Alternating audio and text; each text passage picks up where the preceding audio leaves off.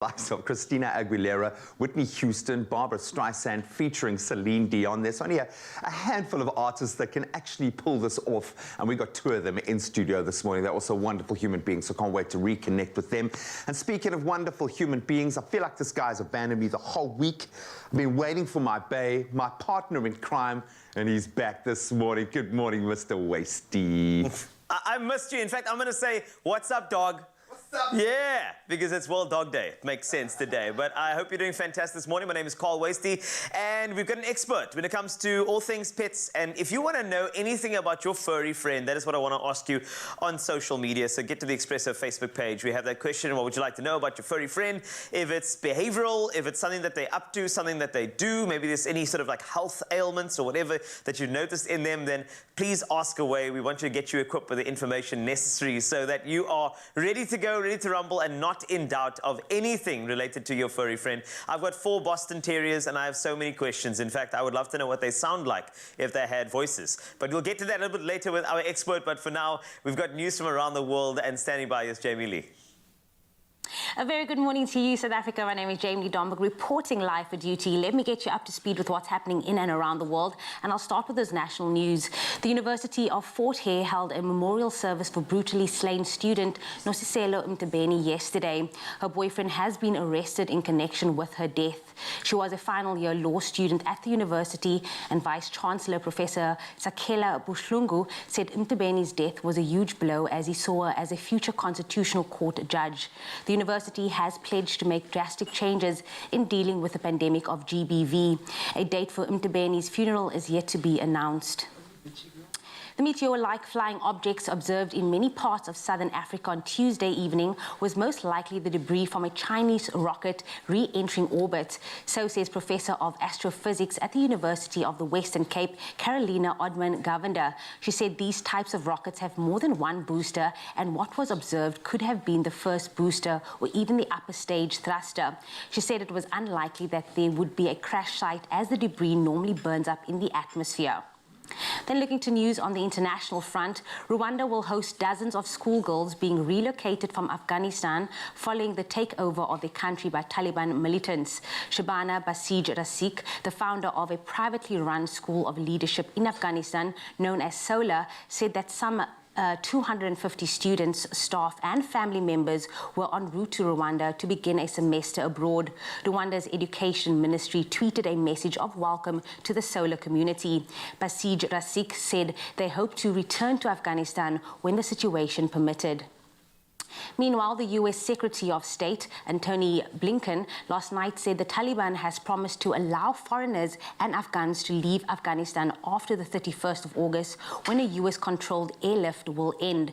Blinken said the U.S. was still on track to complete its operations at Kabul airport by month end. German Chancellor Angela Merkel has also called for talks with the Taliban to protect what has been achieved in Afghanistan over the past 20 years. Merkel said there had been major development in the country during these years which needed to be maintained.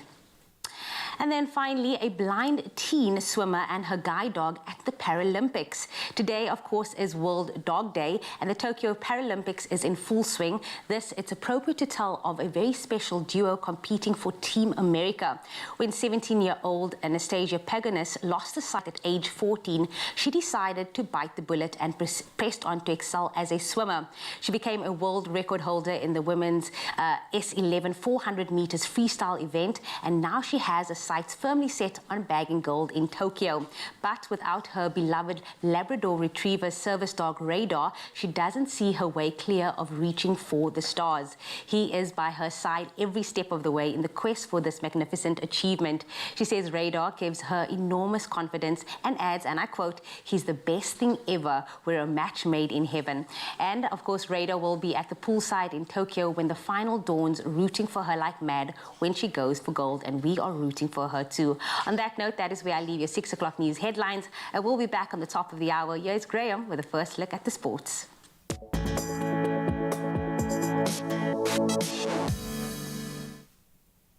Thank you so much, Jamie. Let's start with the PSL, and finally we got some goals. Soweto Giants Kaizer Chiefs, they registered their first win in the brand new PSL season after defeating Baraka FC at the FNB Stadium yesterday.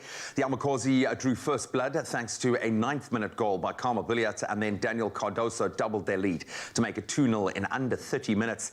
Denwern Farmer pulled one back for Bakhacha just before the hour mark, but Chiefs eventually took the win 2-1 in the end. In other results from yesterday, SuperSport United beat Golden Arrows 3-1. Stellenbosch edged out TS Galaxy 1-0, and Amazulu FC and Swallows played out to a goalless draw. And staying with footballing news, ending weeks of speculation, star forward Harry Kane will be staying at Tottenham Hotspur. That's after much speculation that he would be leaving the club. Reigning English Premier League champions Manchester City were very visibly keen on signing the England captain, maybe less keen on the £150 million price tag. Kane announced that he would be staying at Spurs this summer and said he is 100% focused on helping the team achieve success. And so far, they've been off to a fantastic start. Spurs will face Watford at 3 p.m. on Sunday in their next fixture. And then finally on to tennis. Not the best news. The final Grand Slam of the year has lost another 2 high-profile players. Tennis superstars Venus and Serena Williams both announced that they will not be participating in this year's US Open due to injuries. The 39-year-old Serena took to social media to say that she needed time to allow her body to heal completely from a torn hamstring, and the 41-year-old Venus withdrew hours later with a leg injury. The Williams sisters join the likes of Roger Federer and Rafa Nadal, who will be missing the tournament starting on the 30th of August, but an opportunity for some of the up-and-coming young players to make their mark. But that's where we leave our sporting headlines for now. Let's get a global perspective on our weather and focus on what the temperatures have in store here in SA.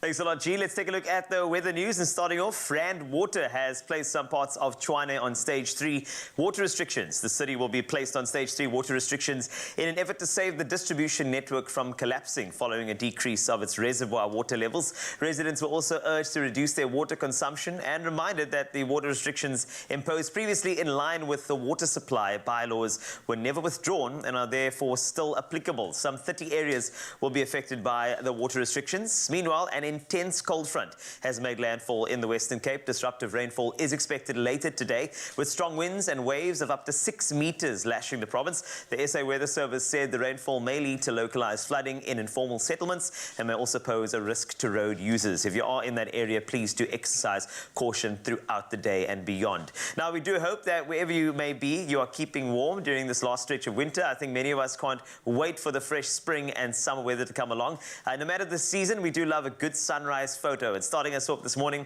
Clive Payne from Mossel Bay, who captured this beautiful view overlooking the ocean, showing off those silhouetted mountains in the distance. And then JP Malariba from Robertson captured this pretty view of an overcast morning. We hope you are prepared for the rainy day ahead.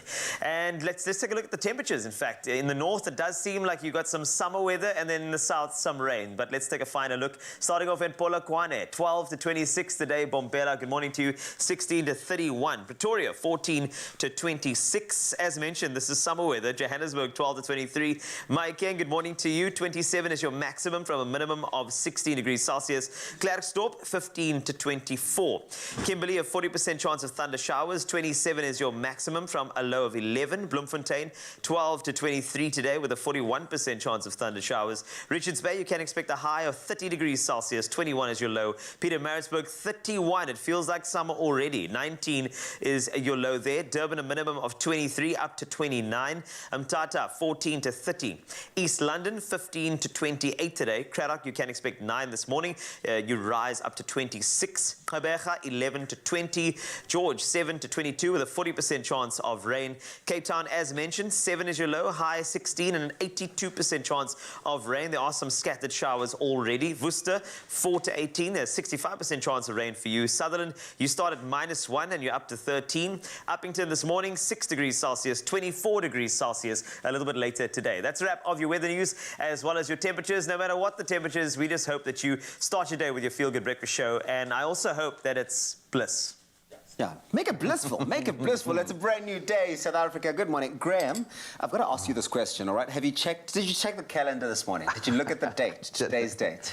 It's got to be the 26th, surely. Hey? Are you sure about that? I don't know. I don't know. What man. time is it? What time is it? What does that mean? What time is it? Well, it means that spring day is around the corner. Yes, it's the 26th. Oh, thank Tells you one goodness. thing. Spring day is around the corner. And if you're looking forward to a new season, like we all are, then this might excite you even more. Clover Bliss would like to indulge you on a fresh and floral #Bliss Special Moments experience in where? Kaapstad. We love it, man. All you have to do is nominate someone that is very special, who you think deserves to be treated to this once-in-a-lifetime blissful experience. We're going to jam it full of the most amazing experiences. You've got to visit the Clover Bliss Facebook page, then nominate that special someone in the comments on the Clover Bliss competition post. You can find all the terms and conditions that do apply on clover.co.za. What time is it? What time is it? Only you can make my day.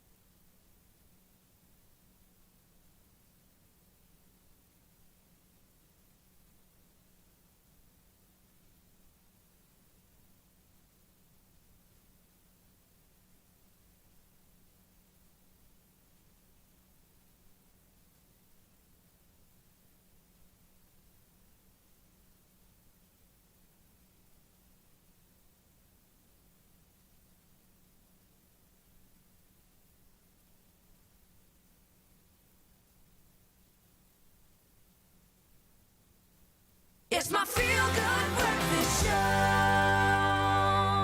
Welcome back to Feel Good Breakfast Show. This is Expresso here on S3, and I can tell you we've got a surprise for you. Now, let me set the scene. Now, there are many songs that celebrate how important women are to us, and we love to burst out into them when we want to show off our favorite females some appreciation. I know, like, I'm every woman. I'm tempted.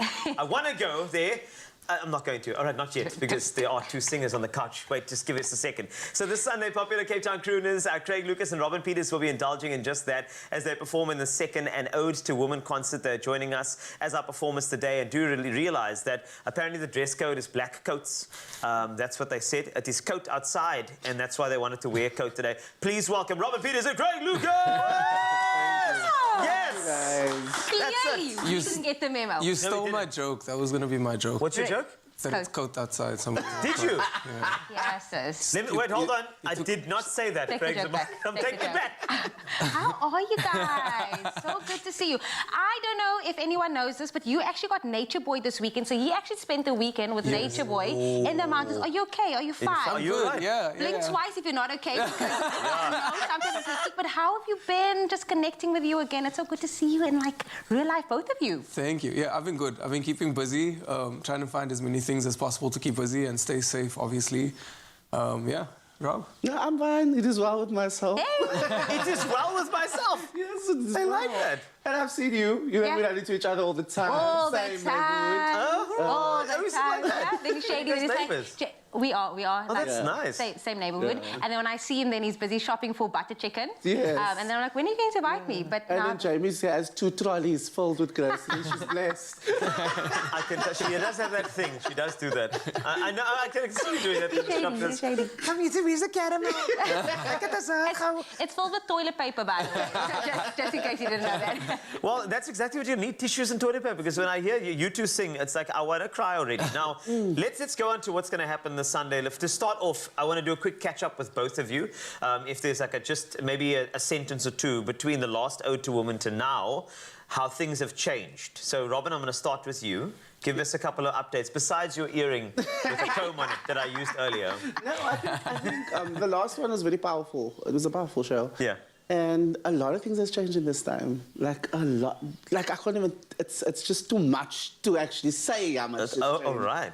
But a lot has changed. But you know, it is what it is. And I think the two of us, we like to honor women. Yes. Because we come from powerful women. So and that's what we're going to do this weekend. Wowza. And you, Craig? What's since the last Ode to Woman to now? Look, I think last year we were sort of hopeful that obviously the pandemic would pass a little faster. Yeah. Things have only gotten worse now. There are times I feel like I'm not even a musician anymore, honestly. Like, we don't get to do what we love. Yeah. So I think more than anything for me now, it's just a chance to sing again and perform again. And I'm really, really excited about that. Like, last year, we were doing all the online things and there were a couple of gigs here and there, but this year there's almost nothing. Yeah. So just to be on stage is such a blessing, which I'm just very, very excited about. And we're excited to hear you guys perform, because we know it's never just straight and narrow with the two of you. There's always drama, there's always, you know, just a performance, a spectacle. Yeah. What can people expect with this one, version 2.0? I was very fortunate to be with you guys for It's a Love Thing. Yes. And I mean, that was spectacular. Now it's an ode to women, all about celebrating the women in your life. I know you have such a special bond with your mom. Yeah. I mean, you lost your mom as well. So this is really just a tribute to those women in your life. So what can people expect with this one? Drama. Yes. Listen, I mean, we're going to be doing only female songs. So we're doing the Celine Dion, we're doing Whitney Houston, Barbara Streisand, who else is there? Beyonce. And I think that is a challenge in itself Yeah. for us Songs are male hard singers. to sing. Yeah. They're really Yeah, hard to sing. yeah, it's very hard, but we're excited about it. It's yeah. No, those are the songs that my mom was listening to while I was growing up. It's the songs that's playing in the house all the time. It's the songs that plays at every birthday and function and wedding, and so it's songs that we love and that are very, very dear to us, and that we know the people are going to appreciate, because it's songs that everybody loves. This is going to be good. Yeah, it was scary. Scary. No, it's scary. It's very scary. We were like, are we really going to also sing like Celine Dion at 6 o'clock in the morning Yeah, how? on national television? You better sing. You better sing.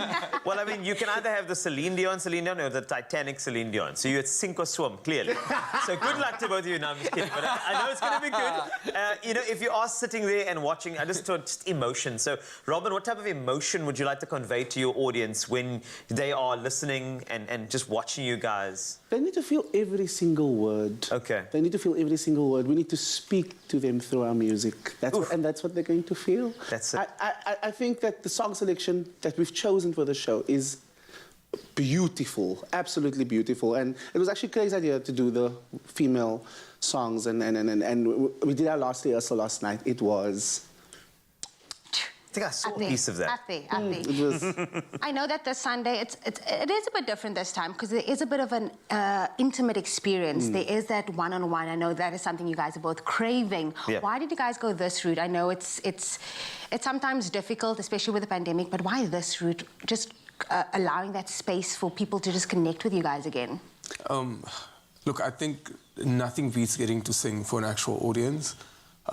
Just to feel the energy, to see the joy that we're able to bring through music. Like I feel like we've got a gift for a reason, and the reason is that we spread joy and we spread love and happiness. So we get to see that, and it's just different when it's in person. We've kept it very, very small, obviously because of COVID, and so that everybody can be safe and spaced out and everything. But yeah, we're very keen. We're very keen to just see our people again, be in the same space as them. Oh, this is I know good. I say this every time you guys come here, but I love you guys a lot. And this is the love right here. So Robin and Craig will be here, and it can show you the power of the virtual space. Tickets for the live show are sold out, unfortunately, but cricket.co.za if you want to check out the online tickets and go watch them on the 29th of August. An Ode to Woman Part 2 coming your way, and trust me, some goosebump-inspiring performances on your Feel Good Breakfast show. Stick around for that a little bit later. It's going to be a treat, that one, right? It's going to be a treat. Two You of want my to watch favorite that show. vocalists Our in favorites. the world, yeah. Our favorites. Looking Let's forward to that. focus on some ladies now. Gender equality, very, very important to Nespresso.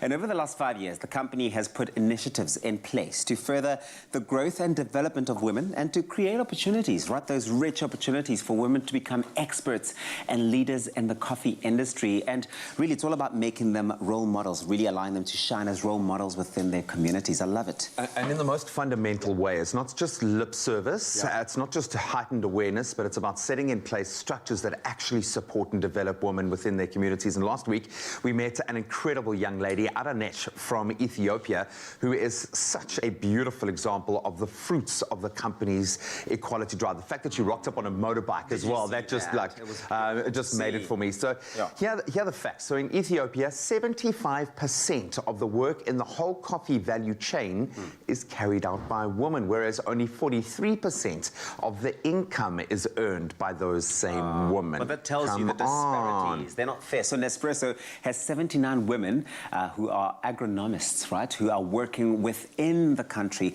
to support more than 40,000 coffee farmers with best farming practices. It's a great place to start. I love it.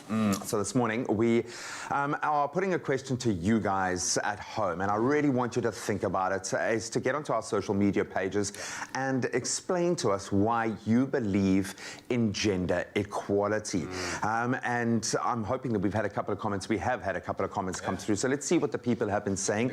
Nicole Snelling says, we are all humans and should be equal regardless of gender, race or religion. Totally. I love that. One from Jordan Joel Toy. He says, I believe in gender equality because women work very hard too. And it's true. The stats that are coming through from Ethiopia tell us that women in that space, particularly in the coffee space there, work harder. It's within the community space, and I've seen it with projects here in this country that, and we've established. Gary Player actually taught me this lesson way back when, and he said if you invest in a woman within a community, especially at grassroots level, you will literally get twice the return on investment. What? That is incredible. So thank you to all of you who have shared your thoughts this morning. Please keep them coming. I know we are in the midst of Women's Month, but we need this to go far beyond that, and what Nespresso are doing to support women within their communities, create powerful role models that young girls can look up to. I think that is absolutely beautiful. It's incredible. Here's a cup of coffee for you, because that is something truly to drink to. So go out there, show some love to the women in your world and in your life, but also go out there and read up more on what Nespresso is doing on the ground over there. Enjoy the coffee. That's beautiful, dude. I know, I know, I know. With every cup, we cultivate some of the finest coffee in the world, celebrating farmers as artists, elevating every coffee moment, because with every cup, precious coffee preserves the beauty of our world. Nespresso, what else? Only you can make my day.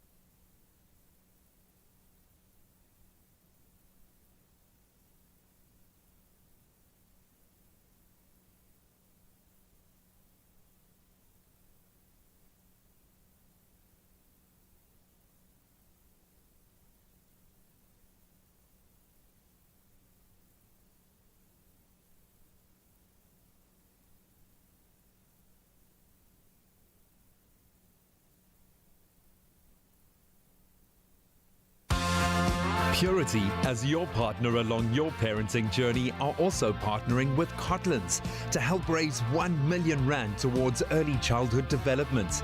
For every Purity toiletry product purchased this August and September, Purity will donate 1 rand to Cotlands. Together with Purity, you too can help SA's little ones start their big journey and reach their full potential. Another Purity promise fulfilled. It's my feel-good breakfast show. Yes, you're live with your Feel Good Breakfast Show here on S3. Now, I want all the men to wake up right now, your brothers, everyone, wake them up right now, because I want to have a talk about menstrual health with all of you, okay? And how about you approach this topic with the women in your life? So, G, I know you have a daughter, you have a sister, you have a mom, so very important women in your life. So I'm going to ask you a couple of questions, okay? Be honest, it's an open conversation. There's no right or wrong answer, okay? So, again, for you at home, I'm also asking all the men this question. Why are you laughing? No, there is a right answer, I think. I think we're hopefully building towards a right answer. Definitely. Yeah, but go for it, yeah. So, menstrual health, is it a topic that you feel comfortable talking about? And do you have these conversations with the women in your life? Certainly the woman I'm close to. I feel like it's something that is quite personal, so I'm not going to go and randomly just speak about menstrual health to strangers. But it's something, growing up in an all-female household, I had to get over myself kind of really early on. So it's never really been a major issue, but it's something that I feel a lot more... I'm a lot more conscious of it now that I have a son. I know that I'll have those conversations with my daughter, and I want her to feel completely comfortable in that space to talk to either mom or dad if she feels that she needs to. But it's more for me how her brother kind of goes through that process as he grows up. So it's something that I am very comfortable talking about now. Not all the time, because I think women are sometimes uncomfortable talking about it. So it's just one of those subject matters, because it is very personal. But yeah, I think I've come a long way in that respect. If that wasn't the right answer, that was a perfect answer. Now, my next question for you is, at what age did you really understand, you know, what menstruation is and how it can also affect the women? Sure, I don't know. I don't think anyone really had to have the conversation with me, because I had an older sister. So, I think I was fortunate in that respect that it was very much normalized. But it's a difficult one. I think from a parental perspective, like when would you broach it with Luca? When do you think is a good time Probably when you hit the teens, like pre-teens, just because that's the time when he's going to be asking a lot of questions, and that's when they introduce it into the schooling system. So around that time, I don't know. Ultimately, you want your boy to be sensitive to the young girls around 100%. Him when they go into that phase, I suppose. So my final question for you is, what is your advice to men, especially younger men, who sometimes shriek at the idea of talking about menstruation with the women in their life? Because again, it is a sensitive topic, but it's something that has to be done. It's like one of the most normal and regular occurrences on the planet. Every woman is going to experience it at least once a month for her entire life. So if you have a partner, if you have a daughter, if you have a mother, as much as you don't want to think about these things, it's a part and parcel. It's part of our world and our life. So there's nothing more natural, and as a result, we've just got to kind of get over yourself. Ultimately, you've got to just look at yourself and go, get over it, dude. Get over it. You heard G-Man say, get over it. Menstruation is a part of life, and we all need to be a part of the conversation so that we can stimulate positive change for the women in our lives, the country, and also the world. Now, to actively make a difference in a woman's life, all you can do is visit minacup.com and find out how you can donate a Mina menstrual cup to someone in need.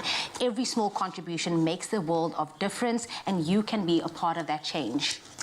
You know, and I will have to do this at some point with my daughter, go through the instructions, talk about it, and you've got to be able to be comfortable, especially if your kids are going to be feeding off your energy in that space. And what I love about this, obviously the impact on the environment is a massive thing, but the fact that you can help another young girl through that process, help a girl stay at school, so vitally important. I love the fact that for the last kind of few weeks that we have been on this drive, I've learned a huge amount. It's opened my eyes, and it's certainly shifted my perspective. So hopefully, gentlemen especially, you've taken some of that on board and you're ready to be there to support the amazing women in your life.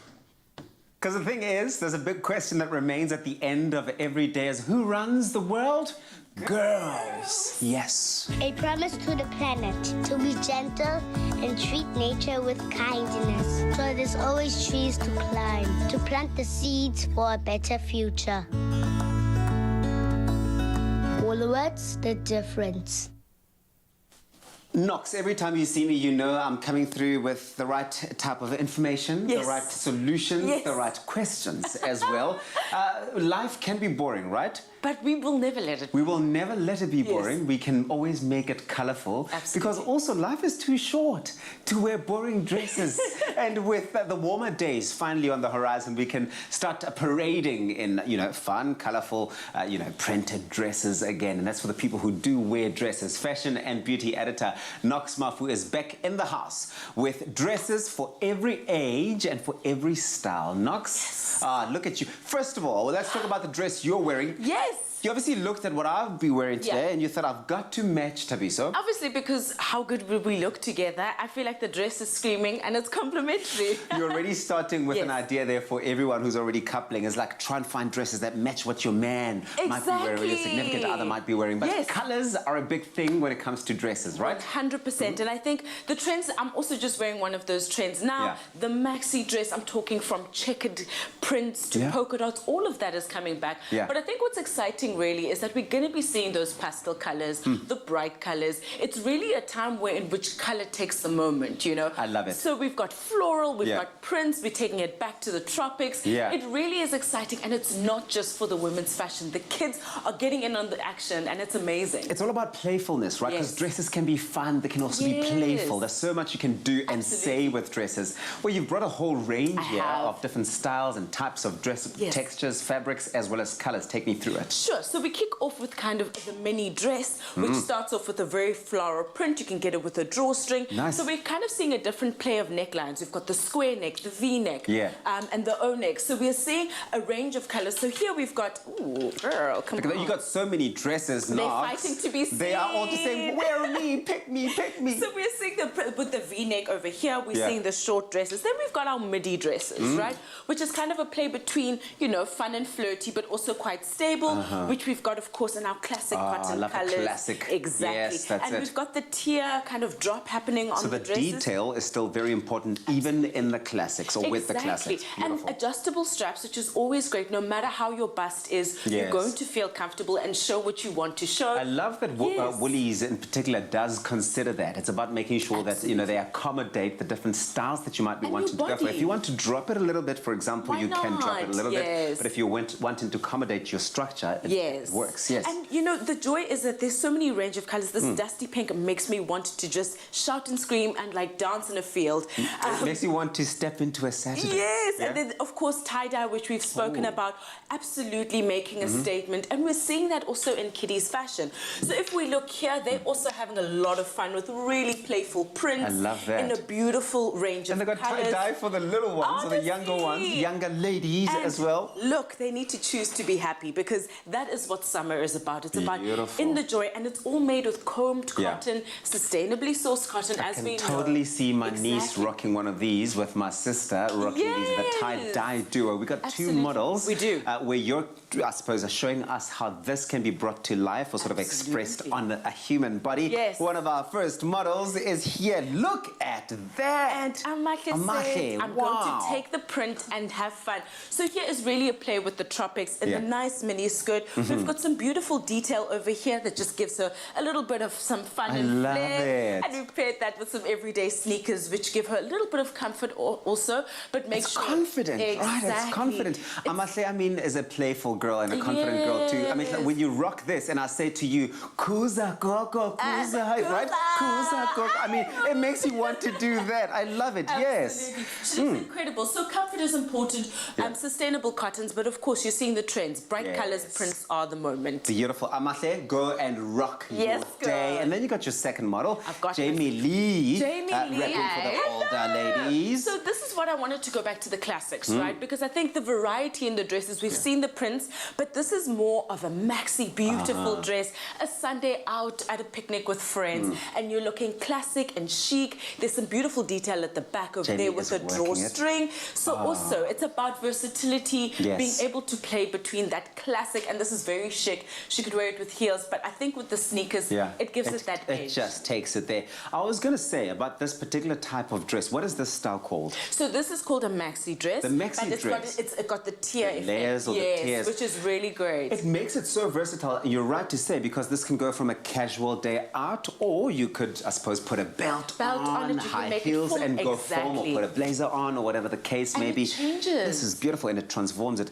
Jamie Lee, this looks absolutely beautiful. How are you feeling Thank in you. that? I feel sexy. Hello. Yes, queen. It's playful. love I to think see summer it. is about that, you Yeah. know. And even in a long dress, a lot of people can think, oh, so serious. Yeah. But really, how you kind of style that Yeah. makes it playful. This dress is very long, but it's got a very beautiful slit, just a small Would you play also for like to stand and maybe give us a twirl to Oh, show us what that one looks like? I didn't want to absolutely say love anything, it. but I really, really love this dress. It's Yeah. really comfortable. Yes. Like I mentioned, it's got a nice playful slit here. Beautiful. But also very classic. Detail, Yeah. detail, detail, detail. Step into the lightness that you're seeing here. The lightness that is, you know, the summer, the spring, the warmer days, those breezy dresses for every age. Shop them at Woolworths, in-store, online, or on the Woolies app. Knox, thank you very much once again, Pleasure. because every time I see you rock up with a rail, I know it's a... Good time, honey. Yes. A promise to the planet, to tread lightly, to act with care, to think of the future, to appreciate nature, to shop more sustainably. Woolworths, the difference. Oh, you can make my day.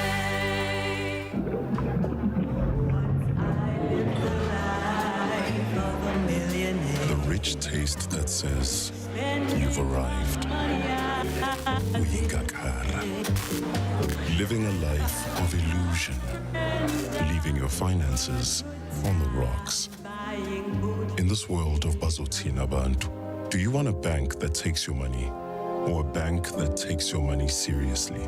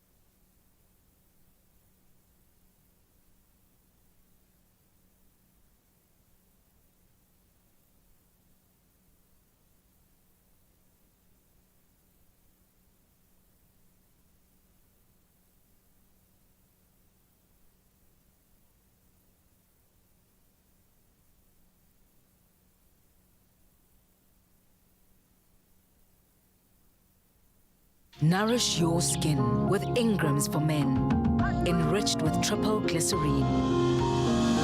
For 48-hour moisture and no stickiness. Ingram's, your skin, your brave. It's my feel-good breakfast show.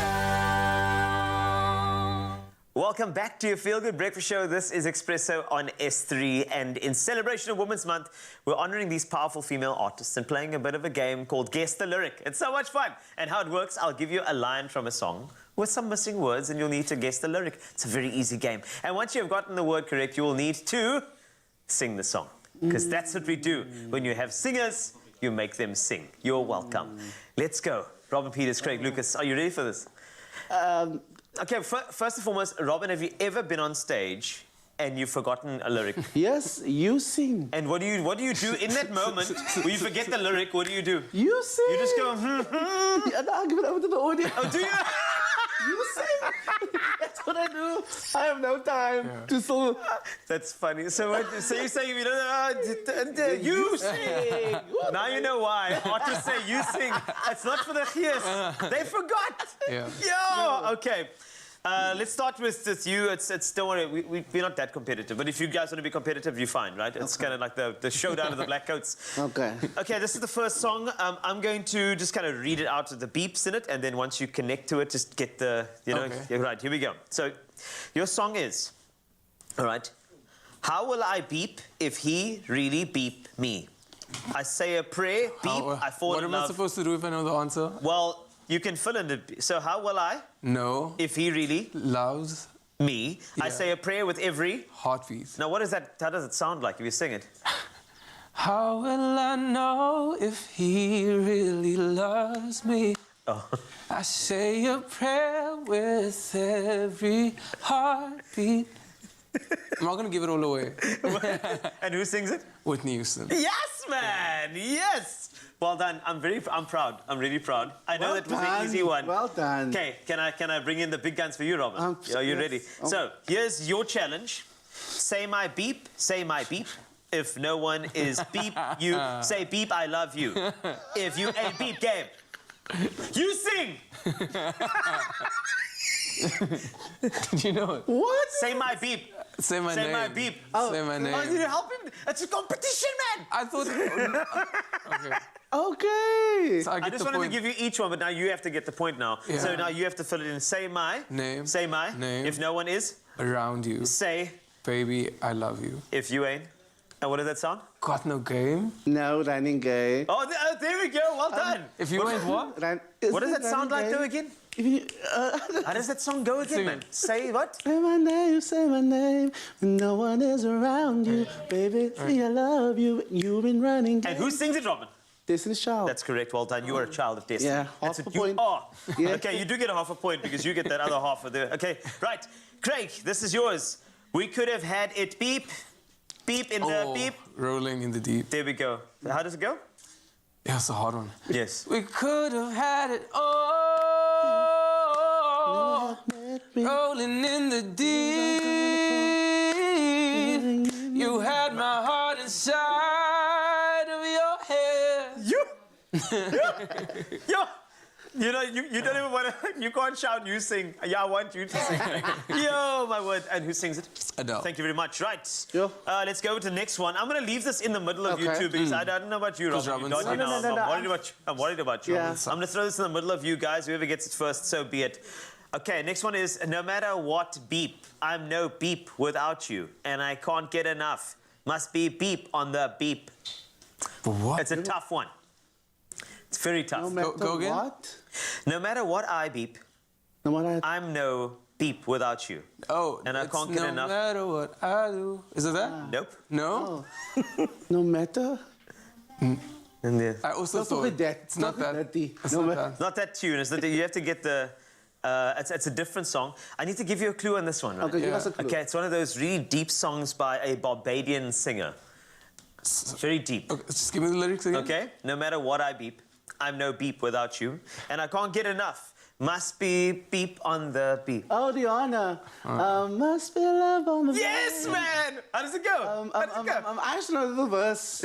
I don't know the verse. You just know the one, then sing the one sentence? Must be love on the brain. That's safe. I'm going to give you a point for that. Yeah, yeah. That's mostly because I want to help you because Craig's smashing it. That's actually why. All right, next one. In the beep night hour, I'll beep through the crowd.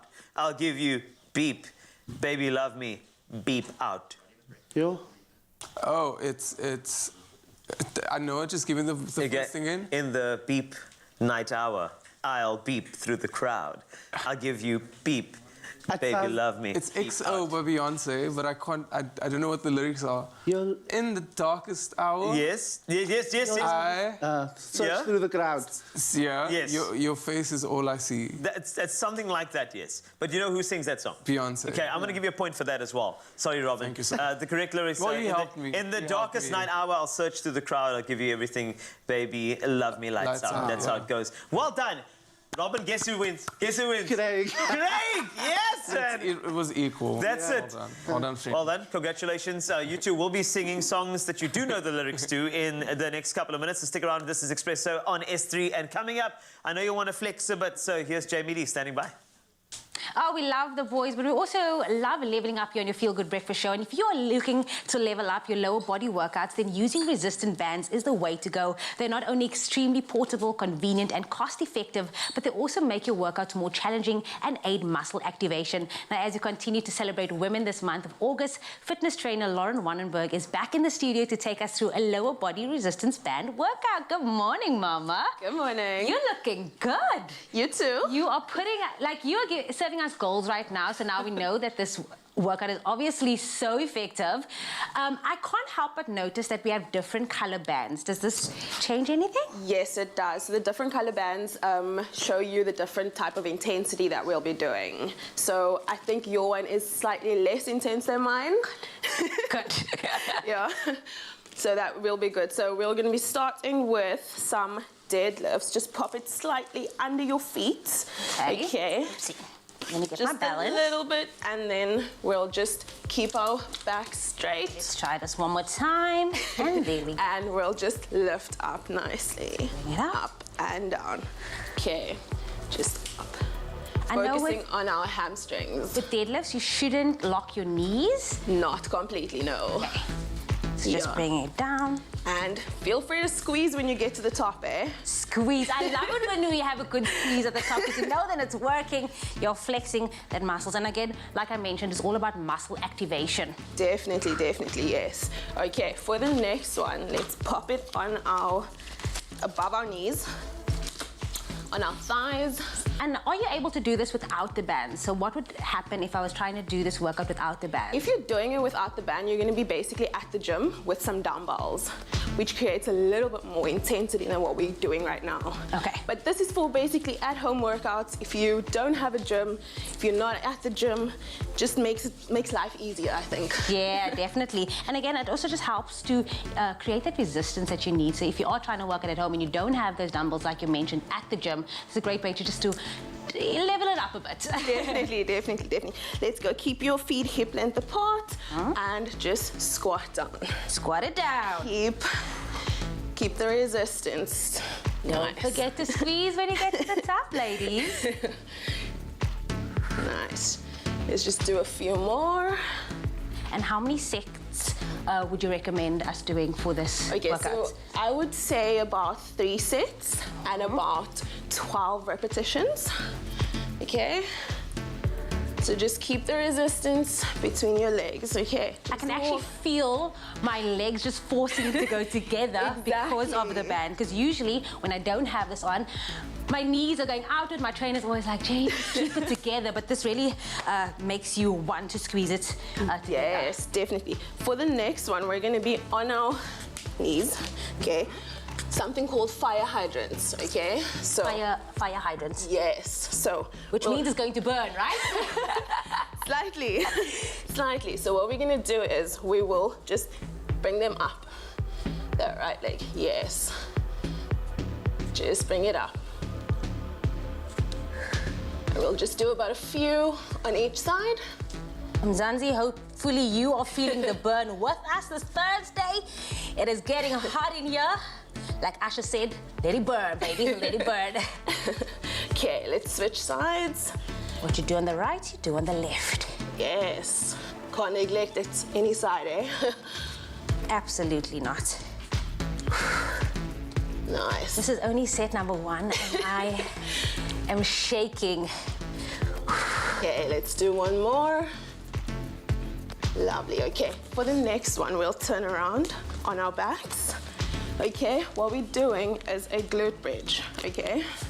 So, with the glute bridge, we're gonna hold at the top for 2 seconds and bring it back down. Okay, so we'll lift up. When you bring back down, keep your back straight. And lift up, hold 2 seconds, and down. Don't forget to squeeze. Squeeze at the top, yes. Toning our lower body. Nice. There we go. I know there's silence in there, but I'm trying to concentrate and make sure that my form is still good, because you don't want to overwork this and push your hips too much to the front. So you just want to control that. Yes. Keep it controlled, back flat whenever you come down. Okay, let's do 2 more. 1. And we can do the last one. Here we go. Well done. Well, there we have it, our Thursday workout brought to you by Lauren Wannenberg. Let us know what you thought of that workout, setting the tone, leveling up. Remember, summer is around the corner and we want to get active, we want to get fit. But let us know what you thought of that workout. Expresso Morning Show on S3. More of the magic continues here on your Feel Good Breakfast Show. Only you can make my day.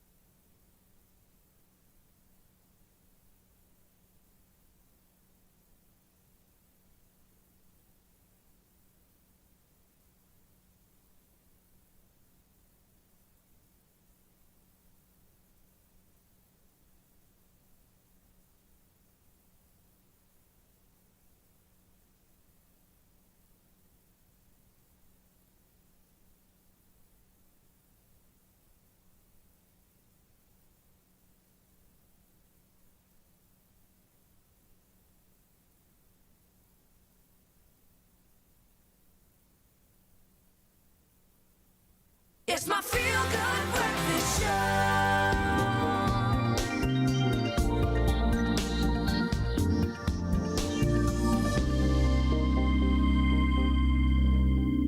Now, was it a meteor? Was it a shooting star? These were some of the questions that absolutely hooked Mzansi as we looked up into the sky on Monday evening and saw something remarkable. Thankfully, the puzzle has been solved, as it looks like the object that was spotted by so many people and obviously spread across social media like wildfire was most likely the upper stage of the Chinese Yuanzheng 1S rocket being deorbited. We are now connecting with one of our favorites to tell us a little bit more about about shooting stars and meteors, our science engagement astronomer from the South African Astronomical Observatory, Dr. Daniel Kahnemer. Dr. Dan, good morning. Great to be connecting with you. I think a lot of people were confused, dazed, amazed at what they saw in the night sky on Monday night. What caused the confusion over the sightings on Monday? Yeah, I mean, myself included. So it's very hard with a few grainy videos at first to try and figure out what this thing is. It looked a little bit like a bollard or a big rock which was breaking up, but then obviously it moved a little bit too slowly for that. So it was a little confusing at first, and it takes a minute for everyone to try and work out what this thing is. And then, people need to start doing calculations on possible rockets or possible objects in space which could be at that place at that time. I mean, it looked spectacular. I was convinced it was a fake video. I was like, nah, it's fake. Yeah, it's fake.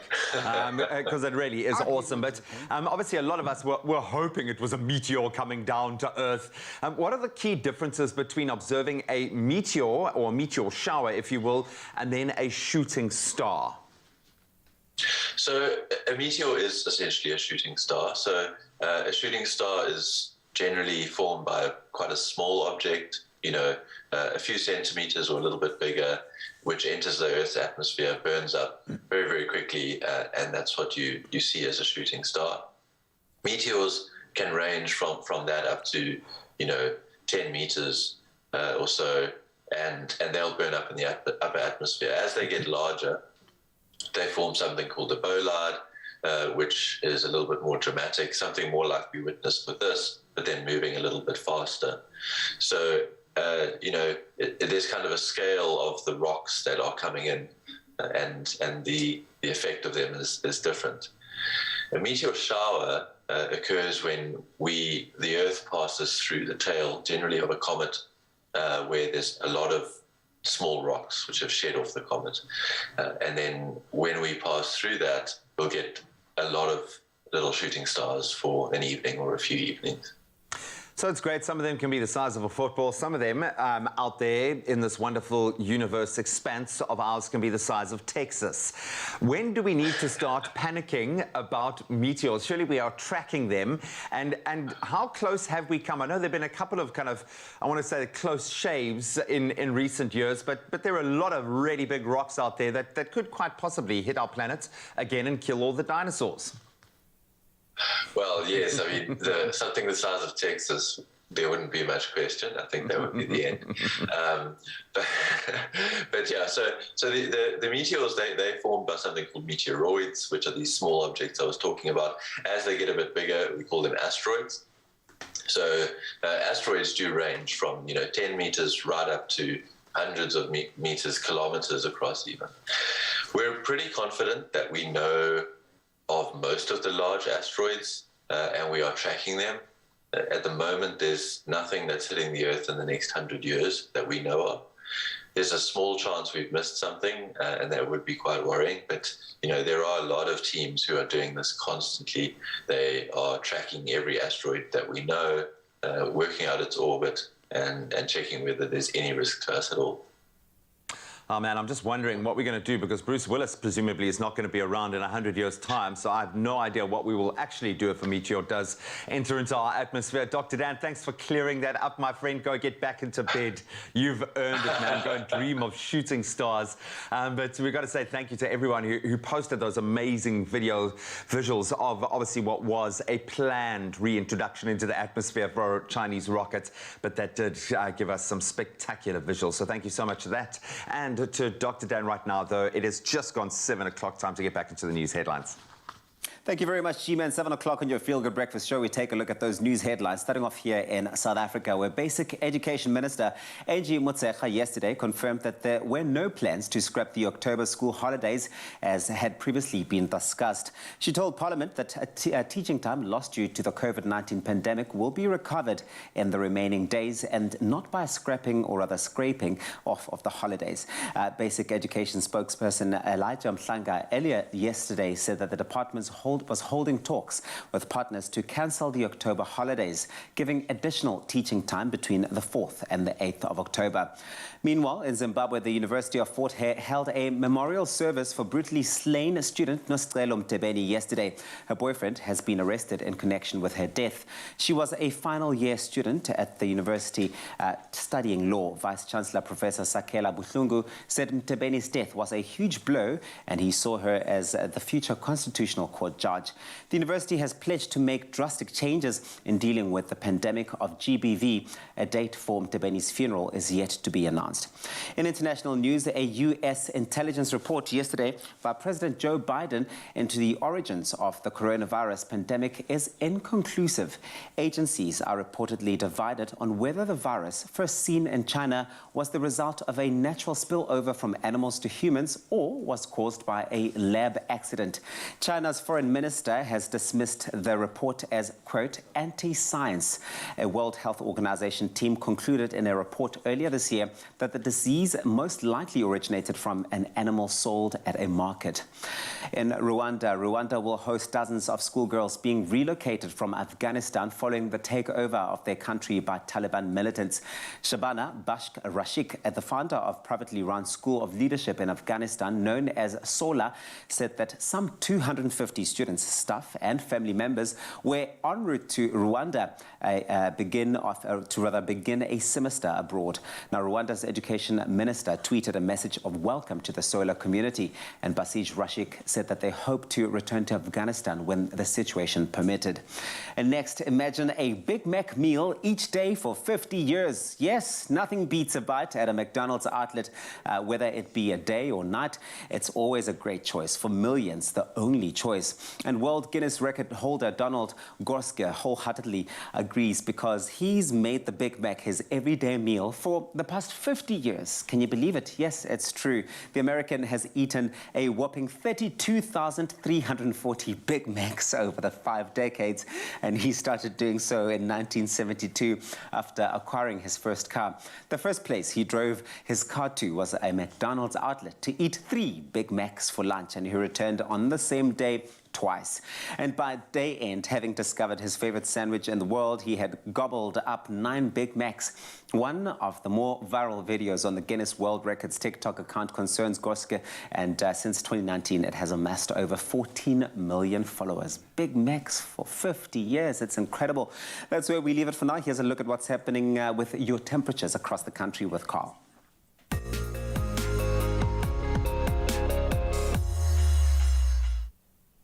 After that mouthful, it's time for a palate cleanser. Let's go into some weather news. Starting with Switzerland.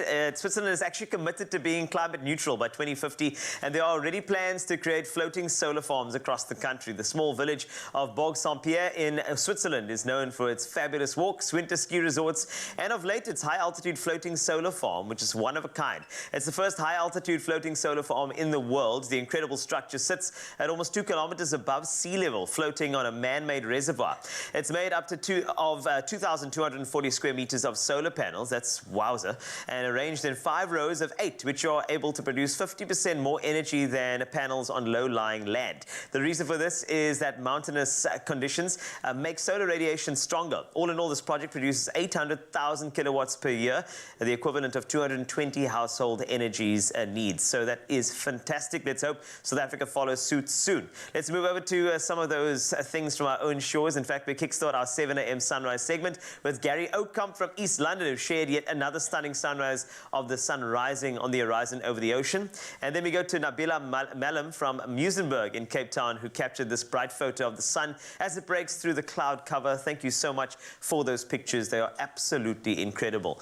Now, today the temperatures are quite interesting because in the north of the country it feels like summer. In the south, definitely winter. Let's take a look at those. In fact, Polokwane, I want to start with you. 12 is your minimum to a high of 26 degrees Celsius. Bombela, you can expect 16 this morning to a high of 31. Pretoria, 14 to 26 today. Johannesburg, expect 12 this morning, and you rise up to 23. Mahikeng, feeling warm. 27 is the max from a minimum of 16. Klerksdorp, 15 to 24.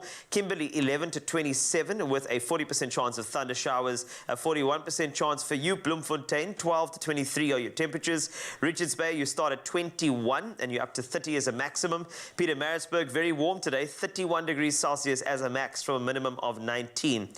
Durban, you start at 23, up to 29 later. Mthatha, a low of 14, topping at 30.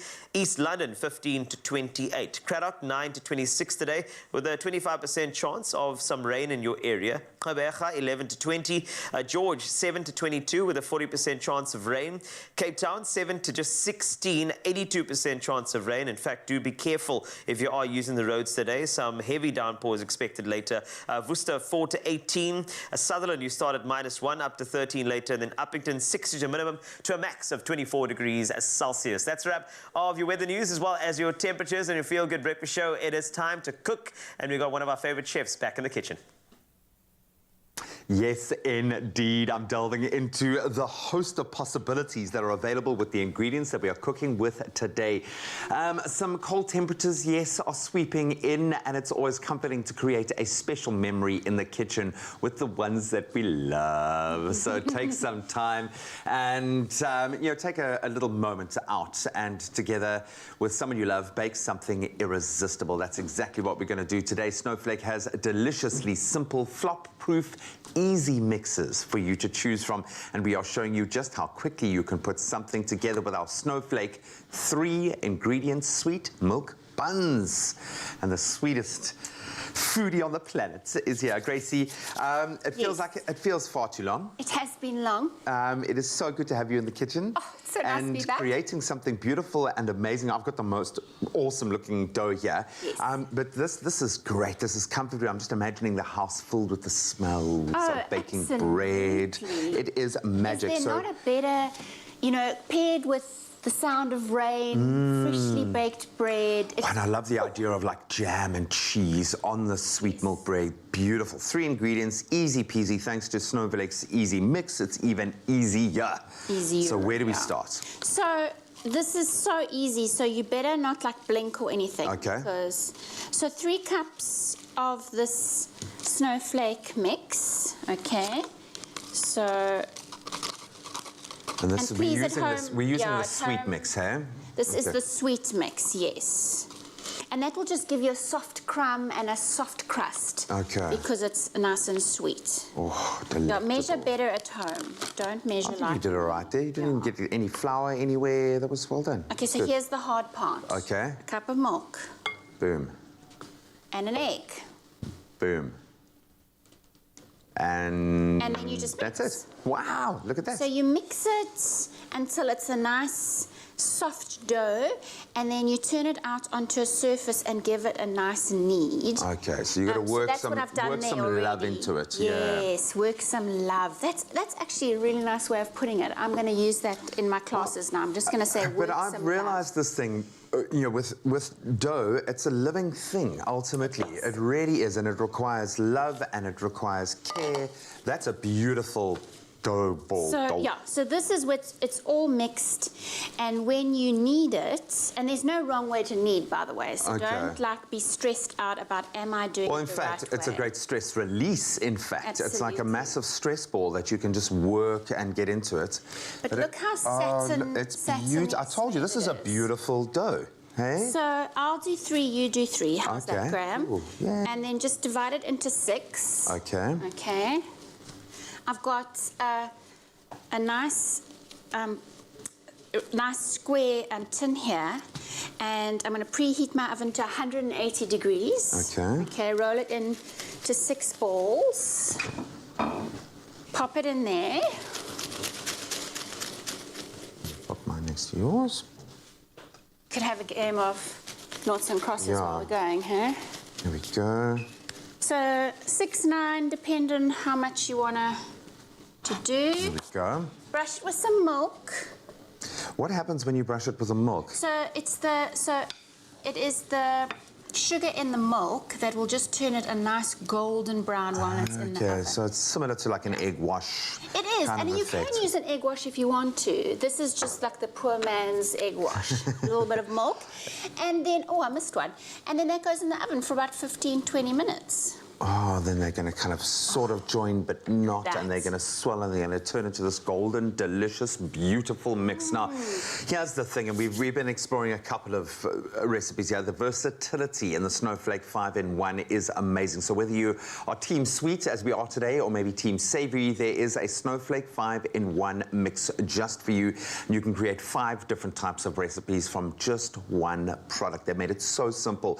With the Snowflake 5-in-1 sweet mix, you can create sweet treats from but pretty much anything, baked donuts, cinnamon twirls, maybe some cooked sisters, always something for you to create on that side.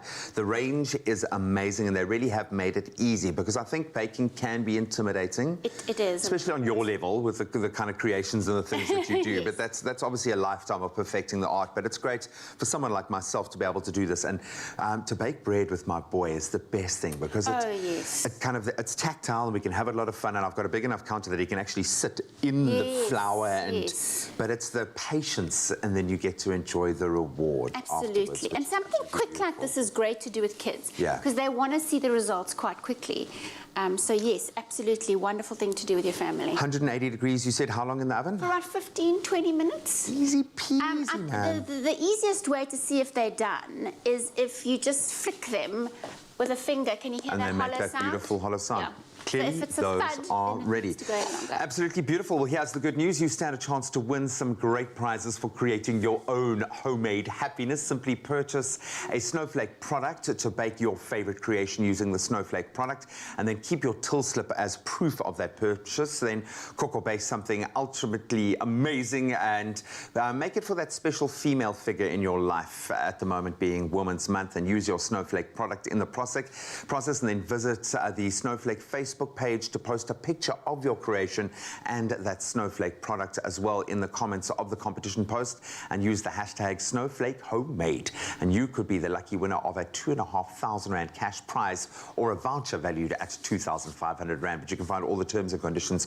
on expressoshow.com and snowflake.co.za. Good luck.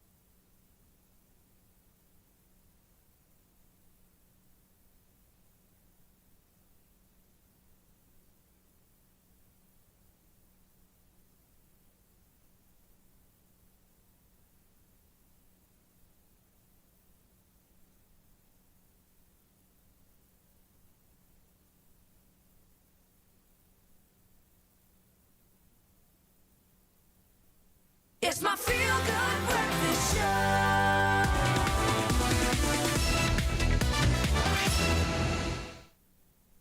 I only have one question for you, Mzansi. Are you feeling lucky?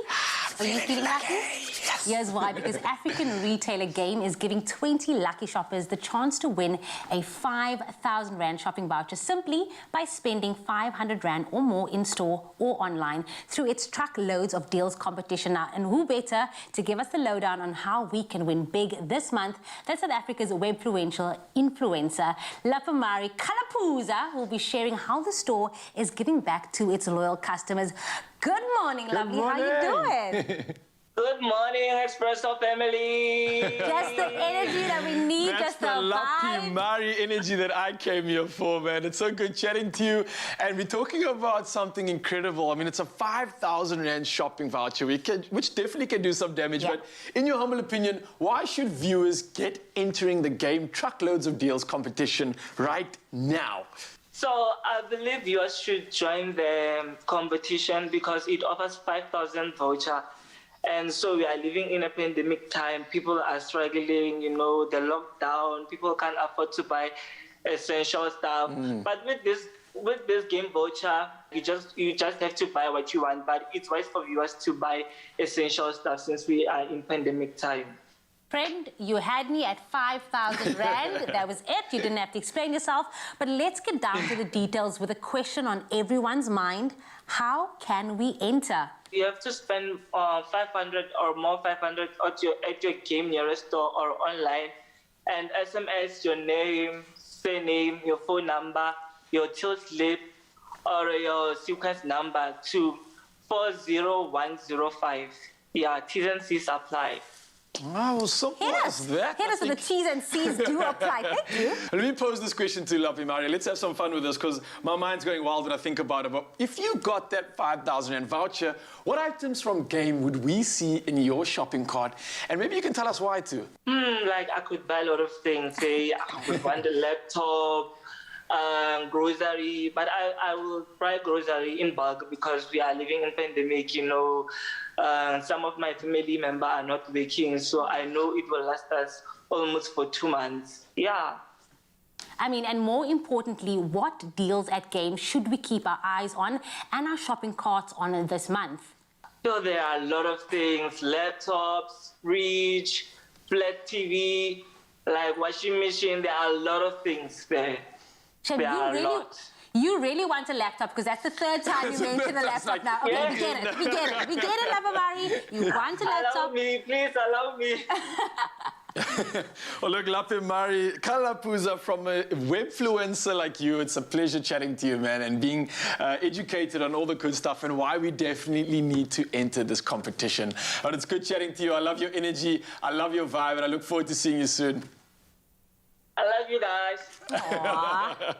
Well, you heard it here first. 20 lucky shoppers stand the chance to win a 5,000 Rand shopping voucher through Game's Truckloads of Deals competition. Now, all you have to do is spend 500 Rand or more at your nearest Game store or online and SMS your name, your surname, your phone number, your till slip or your sequence number if you purchased online to 40105 in order to enter. Now, remember, those T's and C's can be found on our website, expressoshow.com, and the competition runs until Tuesday, the 7th of September 2021, midnight. Yeah, and remember, store opening hours are Monday to Friday from 9 to 6, Saturday from 9 to 5, and Sunday and public holidays from 9 to 4. So there's just one more thing to do, Jamie. What's that? What's that?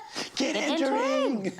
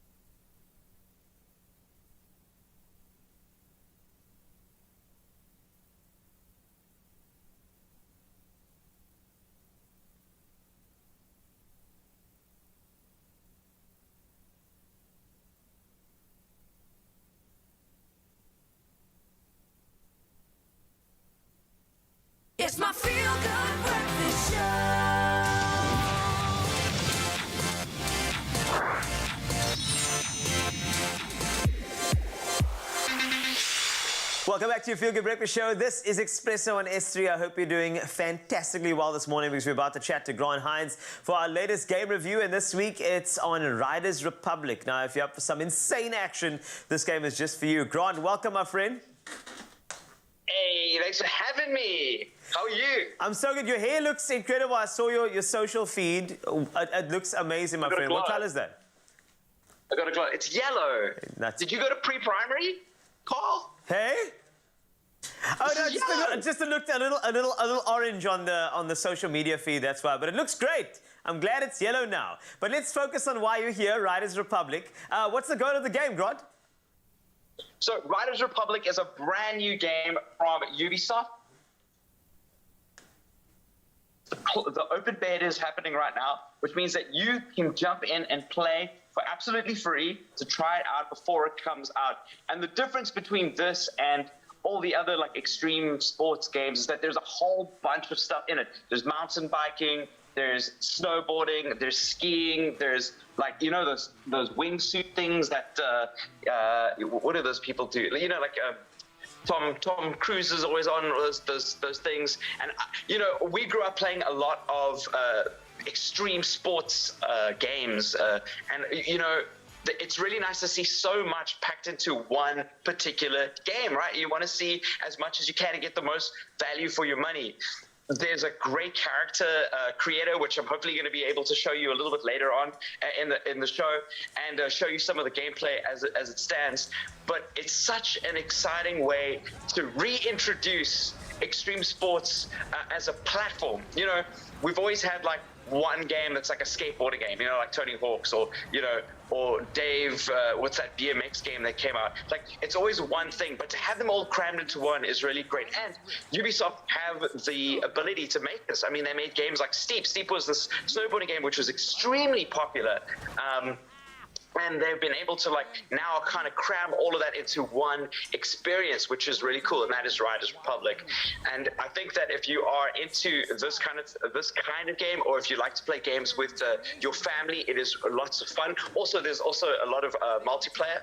And this what you're seeing right now on your screen is the base, the team base, where you can create your character, and then it's kind of like the main menu, and then move through to the different aspects of the game, be able to do trick battles, which is a huge amount of fun, and all these little mini games add to the value of what they're going to be delivering, and that's only going to come out. The game actually only officially releases in October. We've played a little bit of the game. It's really exciting, and if you want to get your hands on the game, you can actually play it now before it comes out for absolutely free, just by registering to get in a feel of what you think, if you think you'd like it or not, which is a lot of fun. Cole, did you ever play any of these kinds of games? At the moment, I'm playing Tony Hawk at the moment, because they're actually kind of updated for Xbox, and the Tony Hawk game, it kind of gives you those old feels. You know, the first time I knew about an indie was actually not in the playground, it was actually playing the Tony Hawk game. So I'm having so much fun with that, and there's something very special about extreme sports games, because, you know, it's the point scores for the tricks that you do. It's playing with friends and family, and see who can get the highest points for tricks or highest points for a round. I think that's the magic of it, and that's why these types of games will never die. Yeah, like, and also just to see them evolved is actually really exciting. I mean, Tony Hawk was obviously remade for this new generation, but Riders Republic built from the ground up for a brand new experience, and I want to see more of that. Obviously, on these new generation consoles and computers, where the graphics are just so incredible, and we've got those really high frame rates. Games that will benefit from high frame rates are extreme sports games. So Riders Republic is definitely one to look out for. These wingsuits are scary, man. Like, why do people do that in real life? You know?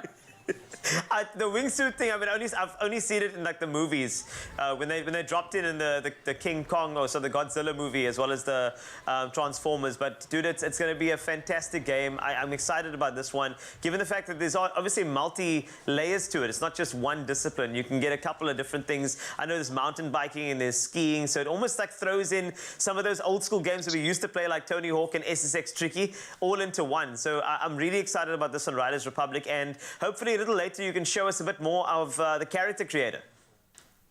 Yes, I'm going to show you a little bit more of the gameplay, a little bit more of the character creator. Very excited to do that, and hopefully it'll just tickle some of your nostalgia buttons. I'm glad you mentioned SSX Tricky, eh?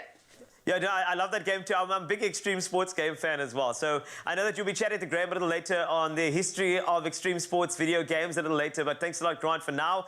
We do have a performance for you. This one is going to be extreme. And trust me, you want to get those tickets to a show coming up on Sunday. Apparently, you can buy the tickets and the Hoendervleis is free. Exactly what you signed up for. Robin Peters is still here. Like Carl said, O2 Women Part 2 is happening this Sunday. You can get your tickets at cricket.co.za. Robin Peters, you're performing Reflection. But before we get into that song, who's your favorite diva of all time? It's definitely Whitney. Oh, Whitney. Yes, Why? Yes. She's just everything. I mean, even her phrases is still beautiful. Her songs are still beautiful if you listen to it till today. I mean, it's recorded those years. But that's my favorite. It's been my idol for many years. Love a good Whitney, but you're, of course, doing Christina Aguilera from the movie Mulan, and here he is with Reflections. Take it away.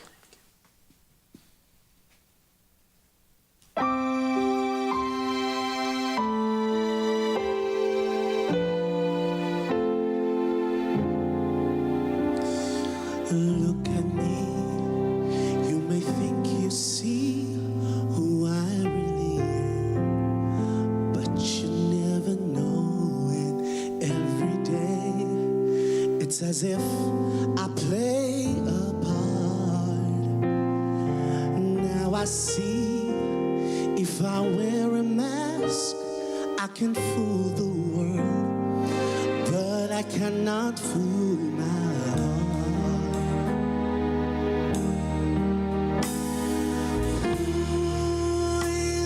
That girl I see staring straight back at me? When will my reflection show who I am inside?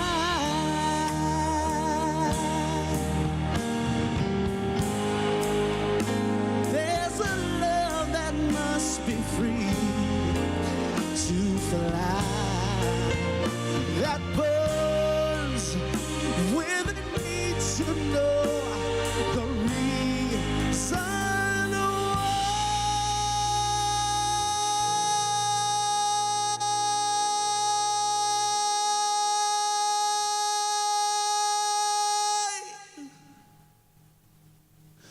why must we all conceal what we feel?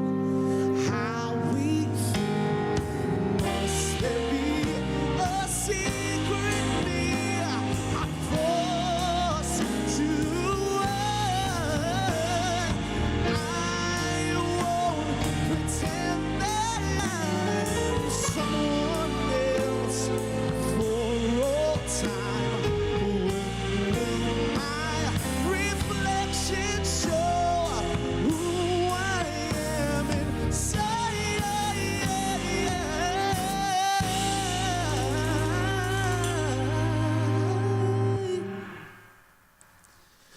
When will my reflection show who I am inside?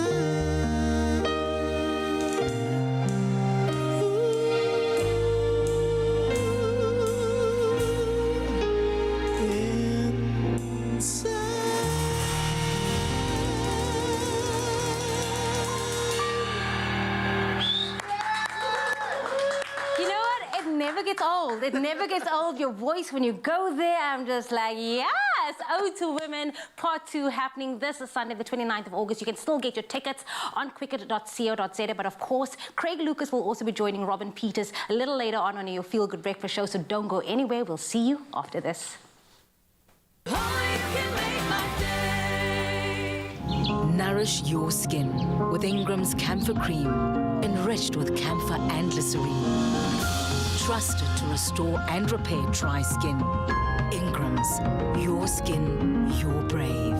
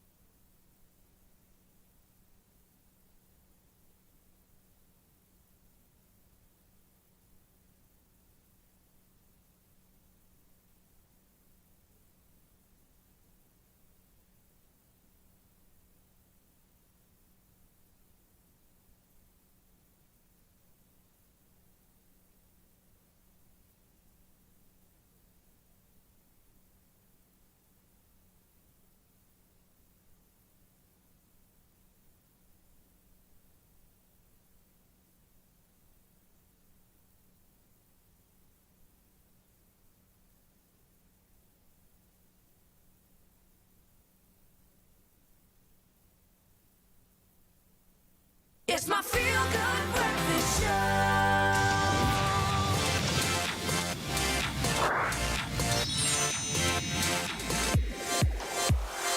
Welcome back to your Feel Good Breakfast Show. This is Expresso. We're live on S3, and a little earlier, Grant Hines joined us for Riders Republic, a brand new game, including all that nostalgic extreme sports video games that we remember. But I think it's important for us to throw back on those types of games that we used to play. And I mentioned to Grant a little earlier, something that I loved was Tony Hawk, that particular game. There's also SSX Tricky, but Grant, back with us to go all the way back to these extreme sports video games and why they were so successful. Welcome back, man. We are going back! All the way back? We're going back into time. Way back. So talk to me. So the first game... Yeah? The first game that I want to talk about right now in extreme sports, and it's going to show my age a little bit, is a game called Cull Games. Do you remember this? Okay, so do you remember this game? I don't remember this particular game. I don't think I had a console at this particular time, but Cull Games, this was not a take us through console game.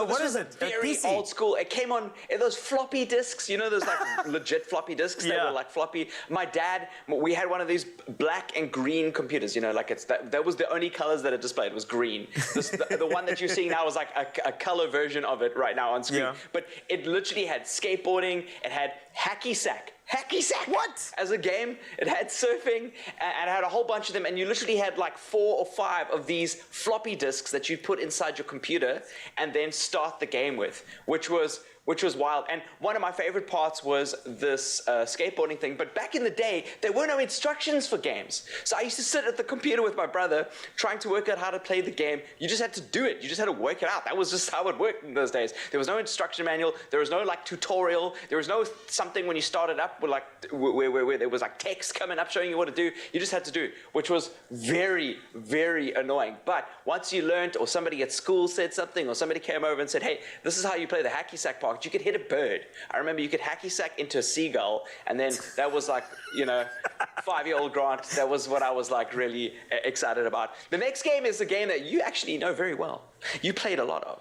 And it's meant something you mentioned a little bit earlier. It's called SSX Tricky. Yes! Now, SSX Tricky was a massive, I'm trying to think of a pun here, but it created a huge stir in the extreme sports game scene. This and Cool Borders, and we'll talk about Cool Borders a little bit. Some people stand between like which was better, SSX Tricky or Cool Borders. Cool Borders 2 specifically. I don't know what part of the fence that you stand on, but it was literally this extreme arcade, really out there version of snowboarding where you just went absolutely crazy on a snowboard.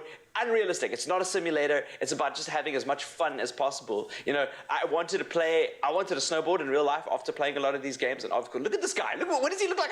Like Sonic the Hedgehog, the human being. I know the guy actually looks like. As you can see, very arcadey. Do you remember it looking like this? I don't. I think it felt smoother, but I think that's what happens with our tech eyes. Is that as games, the graphics increase, we kind of just go with it. I don't remember it being this grainy back in the day, but I do remember that those point scores. That was the real joy of the game was the point scores, and I remember SSX Tricky actually had one of the dopest soundtracks for a game that I remember. Yeah, there was some really amazing music, and that just led to all this hype around it, you know, doing these crazy moves, MTV days. Yeah. That dude looks like he stepped out of MTV. Looks like he stepped out of a Limp Bizkit music video. Let's move on. Cool Borders. I don't want to give away my age here. Cool Borders was also very similar to SSX Tricky. It was kind of my game of choice, mainly because it was the game that we had access to. Yeah. You know, when you're younger, the games that you kind of like affiliate with are the games that you literally have with you. And this game had split screen. And my brother and I loved this game so much. We killed so many hours. And again, like you were saying, I was looking when I was doing research for this insert, and you know, we were going back through the footage. I was like, in my head, it was like super smooth. I remember being like incredibly smooth, but this game is running at like 15 frames a second. If we're lucky here, this is really like it's really slow. But yeah, it was a lot of fun to play with friends and have people come over. You see, you know, you could bust tricks and you know get your scores. But it's very blocky, very PlayStation 1, which was you know where these games came out. It was PlayStation 1, which was yeah. Ooh, you know, my memory pads it up, right?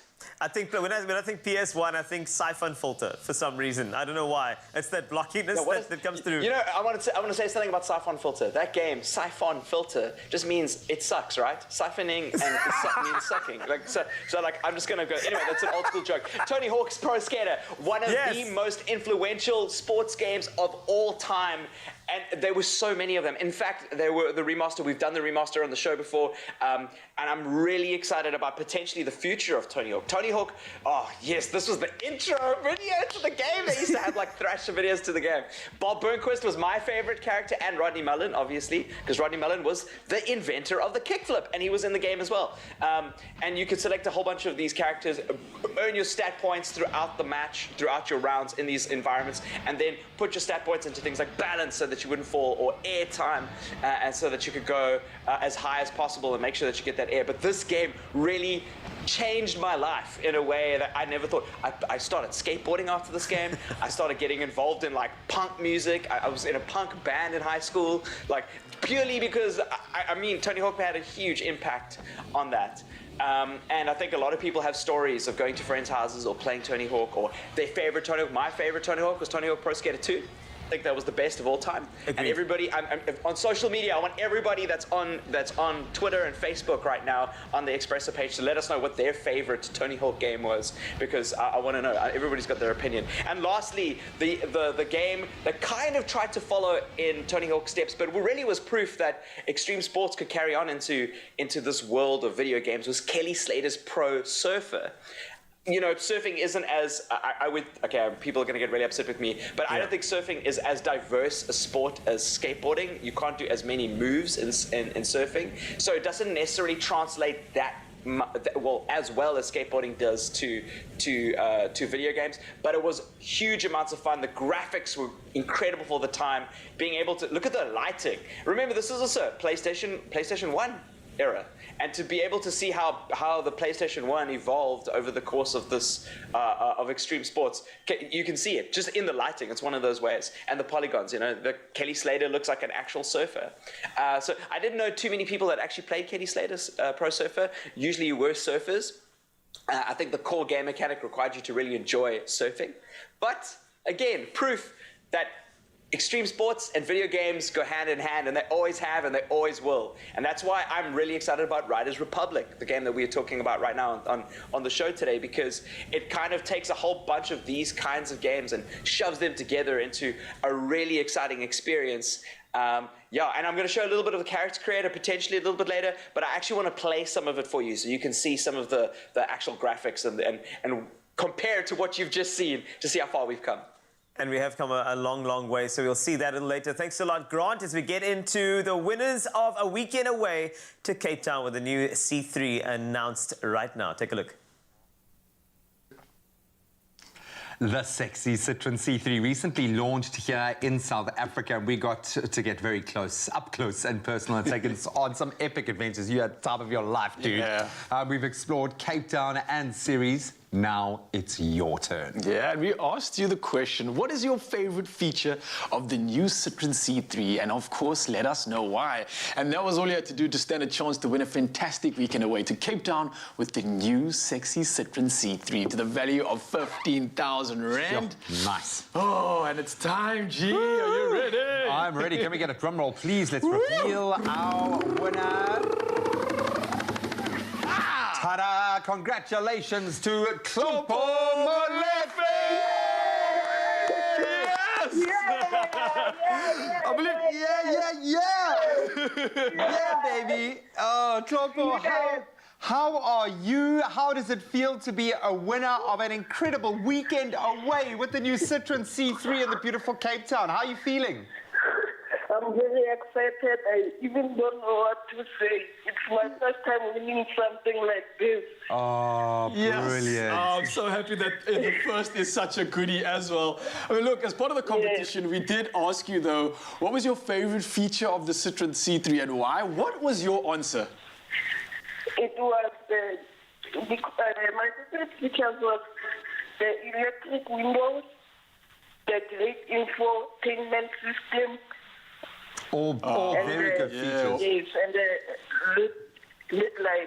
headlights. And it's a beautiful car from top to bottom. There's so many really kind of purpose-driven features in there. We got to drive it quite a lot.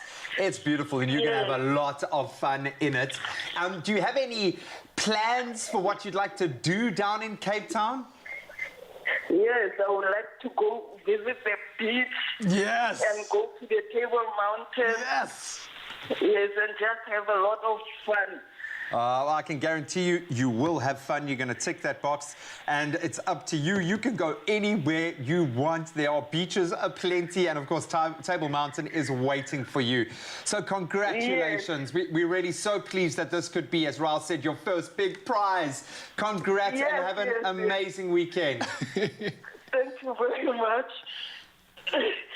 Oh, man, that is awesome. Yeah. Can you hear and feel the excitement? And I think, G, it's not over yet. This competition has been so incredible that I think we thought we can't not do the following. We're going to give away another amazing opportunity to win another amazing prize. It's another Citroen C3 weekend getaway, and we're going to announce it right now to another lucky winner. Are you ready? Give us another drum roll, Mr. DJ. A huge congratulations to Mpati Nangamso! Yes! Mpati, how are you feeling? I'm so excited! Yes, You snuck in with the second opportunity to win this competition. We weren't going to do it, but we thought we just have to. And hearing your voice, we clearly know why. I'm so glad that you're a winner this morning. So we asked you guys to give us a feature of the new Citroen C3 that you loved and why. What was your answer? What did you write on the post? For me, it has to be the driver assistance system. The fact that when traveling with this new Citroen C3, you have a stress-free driving experience like driver attention warning, your lane warning system, your collision risk alerts, as well as your coffee break alert. I mean, that's another level. It is another really level. is, Your eh? answer, it's like you studied for this test, girl. I'm so glad that someone who got swept up in the beauty of the car, we both got to drive them, and it's a lot of fun. There's a lot of cool features in there. The most important question, I suppose, is what are you going to do when you get to Cape Town? Have you got any plans of what you'd like to get up to down here? Oh, yes, definitely. I'd love to experience the Cape Town's most popular attraction, the Table Mountain, the rolling streets of Book-Up, just to capture the workshops in the front of the colorful houses. And just to finish off my weekend away, go to the best beach just to watch the sunset while soaking my feet. Oh, girl, sounds you've so got good. it. You've got it locked down. You're going to love Boer-Cup. You're going to love Table Mountain. And you will fall in love with the beaches down here. And hopefully the sunset won't disappoint. I'm so happy that we've been able to give you this prize. And a big thank you to Citron for throwing in an extra winner as well. We're so glad that it could be you. Congratulations. Thank you guys so much. We'll see you in Cape Town. Yes. Yes, I can't wait. Oh, man. Tlompo and Mpati both winning an exquisite weekend in Cape Town. It sounds like the most deserving winners as well. Yeah, I feel good. Hearing those voices, hearing those smiles, the pure elation. I feel like we did a good job today. I feel like we need to go out and appreciate Cape Town for what it's worth, man. Go out and check out Table Mountain again. Go and just check out a beach. So grateful to Citron for allowing us to give a second prize away. Two very well-deserved winners.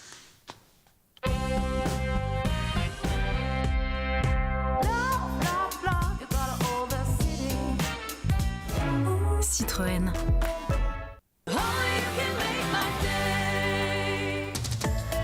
Plan your next holiday with Marriott Hotels. Explore the best of Mzansi from our incredible coastlines, mountains, nature retreats, and bush escapes. Marriott Bonvoy members enjoy 20% off standard rates plus free breakfast, and non-members 15% off, and with flexible cancellation. Not yet a member? Join when you book. Book now on Marriott.com for the best rates guaranteed.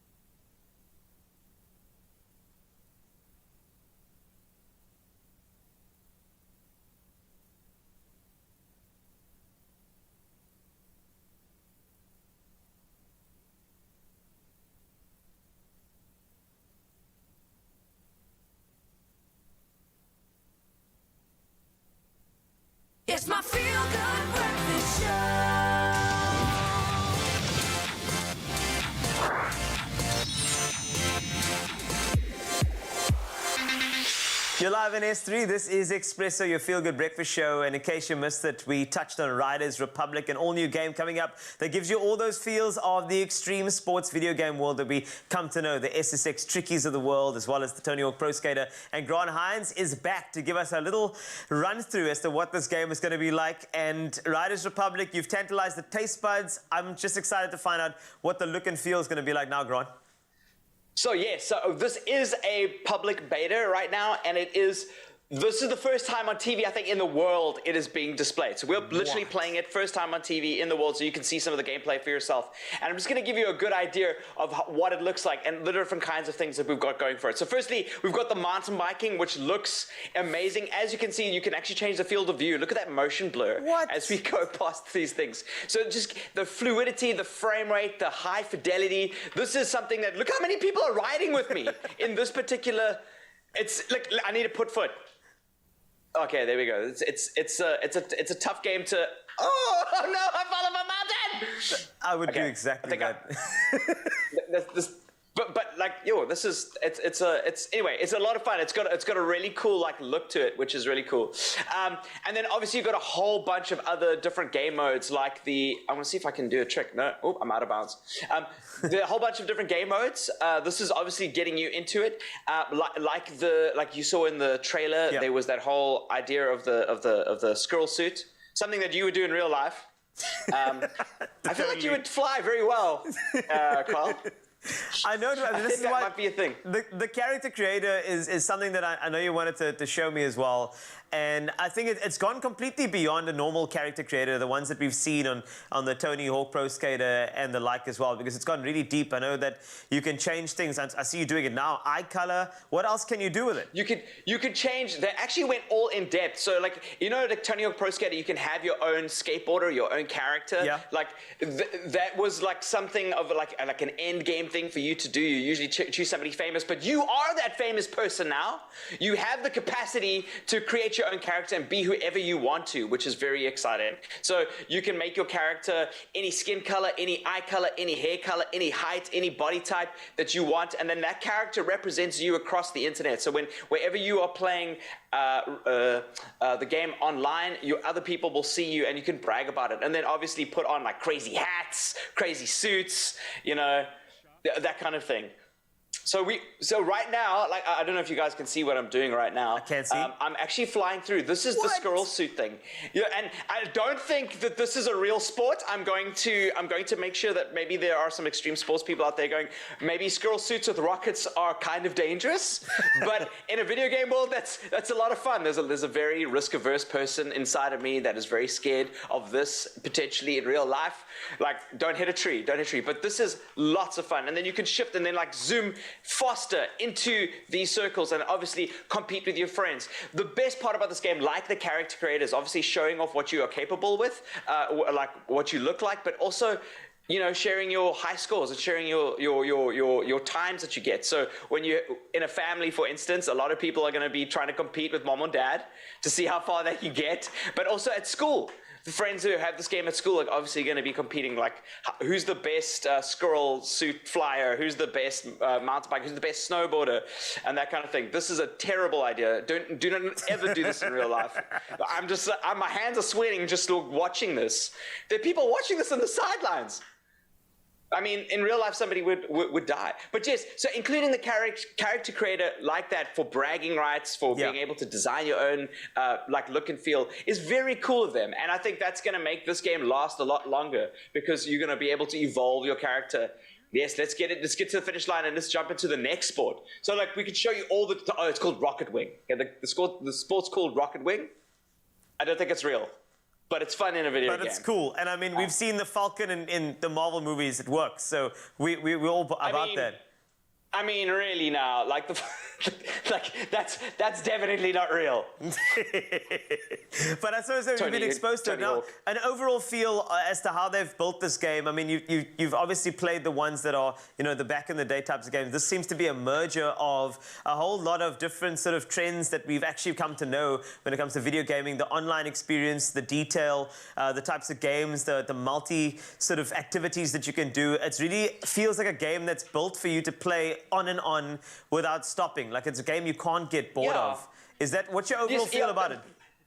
You know, I think that it's actually that should be the future right now, right? We're playing these games that are it's the next generation of games right now, and you pay, you know, 1,000 rand for a game. You know, that's what the cost of a lot of these games are. Some of them are free to play, and we're lucky that that's a thing. But like, make sure that what you get is valuable. You know, gone are those days where you play like a 2-hour Earthworm Jim campaign. You know, you want to be able to play a game for a long period of time, and potentially for the entire year. And it might be one of the few games that you actually spend time playing. People will buy a copy of FIFA, and it's called your playability. And the longevity of that playability lasts for the entire duration of that particular game, right? You want to see that. But a game like this, the longevity actually relies on you being able to play all these different sports packed into one, and then potentially even adding sports as time goes by. And then it makes this kind of the definitive game for anybody that's into extreme sports or sporting games, because you get so much value for your money. You know what I mean? You know what I mean? Yeah, and that's the thing, and I completely agree with you. You're paying a lot for a game. We have to have enough to do to pass the time and make sure that the game evolves along with us. So Riders Republic is definitely way up there. Grant, thanks so much for the review, my friend, and also taking us through the gameplay. It looks sick. We cannot wait to get this one. This is the beta. It comes out in October. You can try it for free this week. So if anybody on the team are watching this on social media, let us know if you are trying it. It'd be cool to see. Thanks a lot, Grant Hines, always coming through with fantastic reviews of these games. Riders Republic, one to look out for as we get into some of those extreme news stories. Jamie Lee is standing by. 1 minute before 8 o'clock, time to have a final roundup of those news headlines. Starting with your national news, the Kroonstad Regional Court yesterday sentenced 3 convicted copper thieves to a cumulative 224 years imprisonment. And this comes after they were found guilty on counts of copper cable theft related charges. They will be serving between 12 and 16 years effectively. The thieves were convicted on 8 counts of copper theft related charges in the Free State. Eskom says it hopes that the jailing of the 3 copper thieves will send a strong message to those targeting its infrastructure. Basic Education Minister Angie Motshekga yesterday confirmed that there were no plans to scrap the October school holidays as had previously been discussed. She told Parliament that teaching time lost due to the COVID-19 pandemic will be recovered in the remaining days and not by scrapping holidays. Basic Education spokesperson Elijah Mhlanga earlier said the department was holding talks with partners to cancel the October holiday, giving additional teaching time between the 4th and the 8th of October.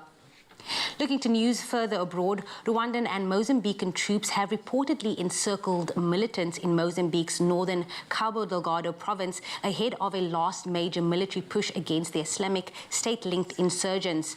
The push comes barely 4 days after the joint forces seized Mbau, a key insurgent stronghold. And recently, they drove out insurgents from Mosambawa de Praia, a port city that had been the headquarters of the militants for more than 3 years. Rwanda deployed 1,000 troops to Cabo Delgado in July to fight the jihadists. Then staying with your international news, a U.S. intelligence report requested by President Joe Biden into the origins of the coronavirus pandemic is inconclusive.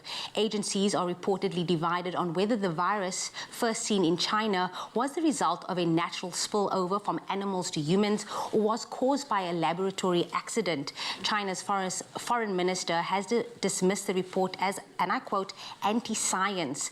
A World Health Organization team concluded in a report earlier this year that the disease most likely originated from an animal sold at a market. And then finally, a blind teen swimmer and her guide dog at the Paralympics. Of course, today is World Dog Day and the Tokyo Paralympics is in full swing. This, it's appropriate to tell of a very special duo competing for Team America. When 17-year-old Anastasia Pagonis lost the sight at age 14, she decided to bite the bullet and pressed on to excel as a swimmer. She became a world record holder in the women's S11 400 meters freestyle event. Now she has her sights firmly set on bagging gold in Tokyo. But without her beloved Labrador Retriever guide dog, Radar, she doesn't see her way clear of reaching for the stars. He is by her side every step of the way in the quest for this magnificent achievement. She says Radar gives her enormous confidence and adds, and I quote, "He's the best thing ever. We are a match made in heaven." And Radar will be at the poolside in Tokyo when the final dawns, rooting for her like mad when she goes for gold, and we are certainly rooting for her too. Well, that is is where I wrap up your news headlines here on your Feel Good Breakfast Show. Here is G with a final look at the sports.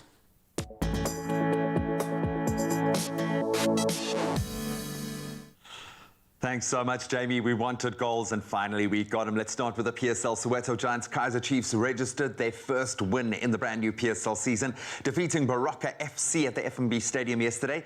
The Almakosi drew first blood thanks to a 9th-minute goal by Karma Billiat, and then Daniel Cardoso doubled their lead to make it 2-0 in under 30 minutes. Denman Farmer did pull one back for Bakaka, and that was just before the hour mark, but Chiefs eventually took the win 2-1. And other results from yesterday: SuperSport United, they looked strong, beating Golden Arrows 3-1. Stellenbosch, they edged out TS Galaxy 1-0, and Amazulu FC and Swallows there to share the spoils, playing out to a goalless draw. Then on to some big footballing news from abroad. Star forward Harry Kane has made it official. He will be staying at Tottenham Hotspur after much speculation that he would be leaving the club. Reigning English Premier League champions weren't shy. Manchester City weren't shy about their interest in him. They said they were keen on signing the England captain, but maybe a little less keen on the £150 million signing fee. Well, Kane announced that he would be staying at Spurs this summer and said he is 100% focused on helping the team achieve success. Their next encounter, Spurs will face Watford at 3 p.m. on Sunday. And then finally on to tennis. Not the best news, unfortunately, and it seems to be following a trend this year. The final Grand Slam of the year has lost another two high-profile players.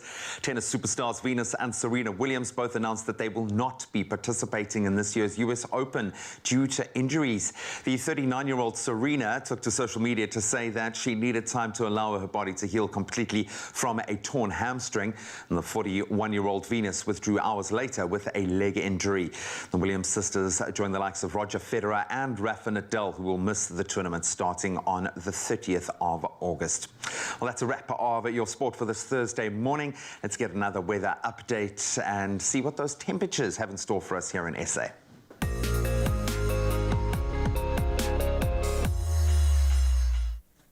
Thanks a lot, G. Let's wrap things up, and starting off with some weather news. Rand Water has placed some parts of Tshwane on Stage 3 water restrictions. The city will be placed on Stage 3 water restrictions in an effort to save the distribution network from collapsing following a decrease of its reservoir water levels. Residents were also urged to reduce their water consumption and reminded that the water restrictions imposed previously in line with the water supply bylaws were never withdrawn and are therefore still applicable. Some 30 areas will be affected by water restrictions.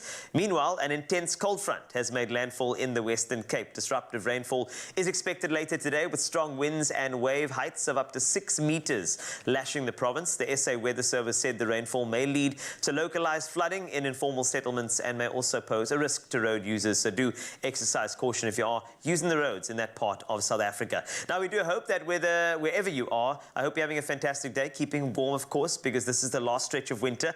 And I think many of us can't wait for that fresh spring and summer weather feeling. No matter the season, we do love a good sunrise photo, and you pitched up today. We started off this morning with Clive Payne from Mossel Bay, who captured this beautiful view overlooking the ocean, showing off those silhouetted mountains in the distance. Then JP Malerba from Robertson captured this pretty view of an overcast morning. We hope you are prepared for the rainy day ahead. 7 a.m. Gary Okamp, one of our faves from East London, kickstarted our sunrise segment by sharing yet another stunning sunrise of the sun rising on the horizon over the ocean.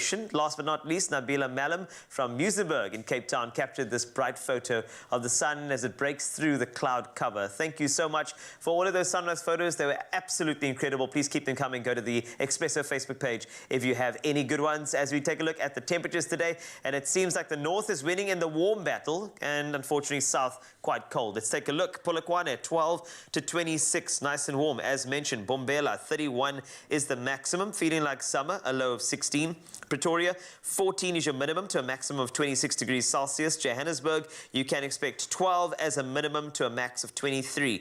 Mahikeng tops at 27 today from a low of 16. Klerksdorp 15 to 24 for you today. Kimberley 11 to 27, a 40% chance of thunder showers. Same is the case in Bloemfontein, 41% thunder showers, 12 to 23. Richards Bay 21 to 30 degrees Celsius. Pietermaritzburg, summer it feels like it, 31 degrees Celsius from a low of 19. 19. Durban 23 to 29 today. Mthatha, you can expect 14, and that's up to 30. East London 15 to 28. Cradock, you can expect 9 this morning, rising to 26 degrees Celsius. Gqeberha 11 to 20. George 7 to 22 with a 40% chance of rain. Cape Town, a massive cold front heading your way, if it's not there already, 7 to 16, an 82% chance of rain. Worcester 4 to 18. Sutherland -1, and you lift to just 13. Uppington wrapping with you as always. 6 is your minimum, and that goes to a high of 24 degrees Celsius. That's a wrap of all of the weather details that you require, as well as your temperatures. And make sure you have a fantastic feel-good day with us right here on your Feel Good Breakfast Show. Yeah, no matter what it's looking like in your part of the country, be sure to make it a feel-good type of day. I'll tell you something about the temperatures around here. They're rising. Yes, 2 of Cape Town's most beloved crooners, Craig Lucas and Robin Peters, they're gearing up for their second, an Ode to Women concert that's taking place this Sunday, the 29th of August. It's going to be a big treat. Craig is about to take to the stage right now to give us a taste of the music selection, which is all inspired by powerhouse female singers. This time around, coming through with Whitney Houston's How Will I Know. Take it away, Gus.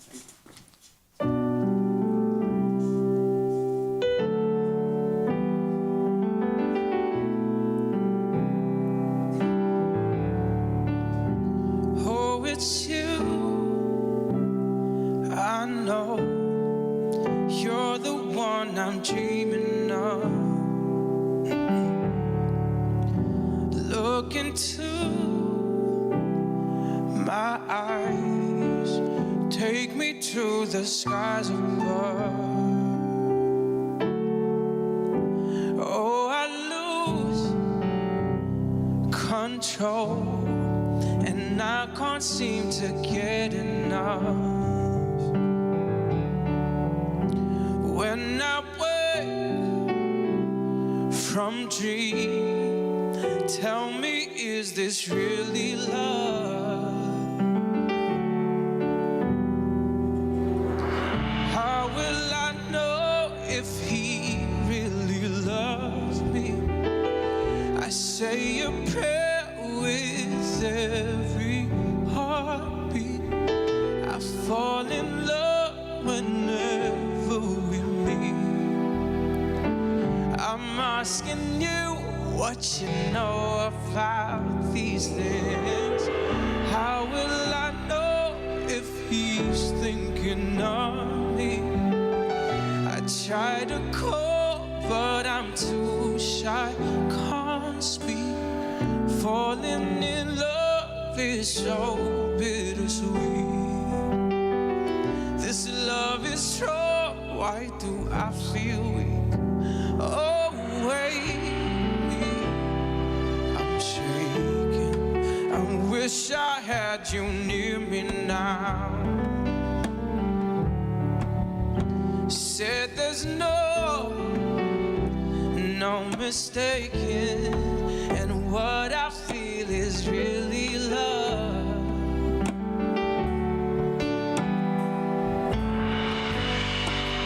How will I know?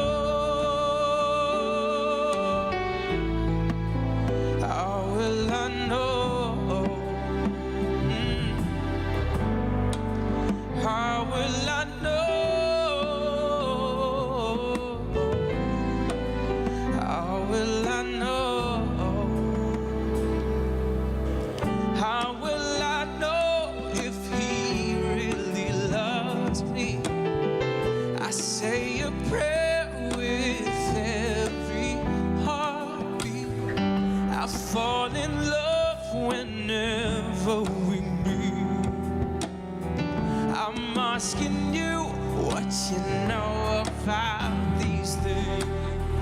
How will I know if he's thinking of me? I try to call, but I'm too shy, can't speak. Falling in love is so bittersweet. This love is strong, why do I feel weak? If he loves me, if he loves me now, if he loves me,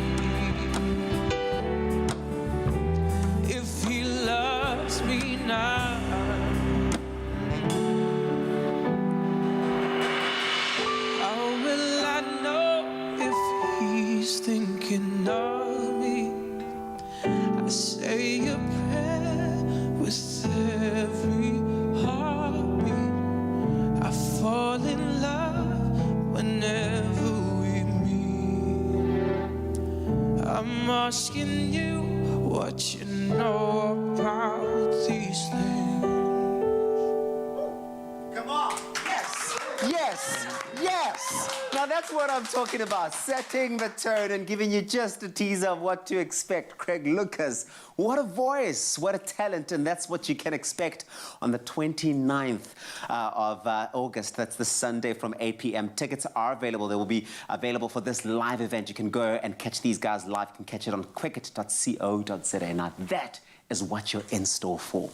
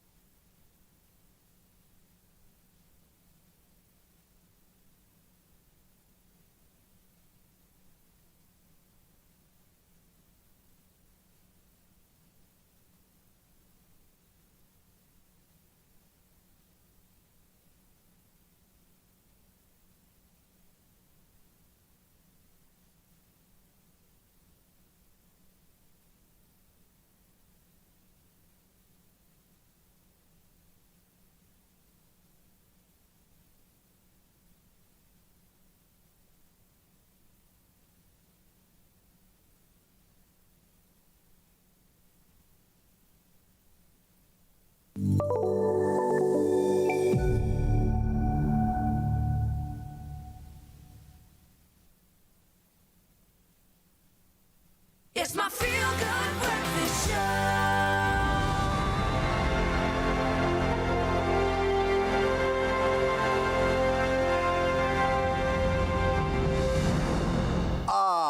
Welcome back to it, your feel-good breakfast show. It's Expresso. We're live on S3. How's that? Law and order. Yes.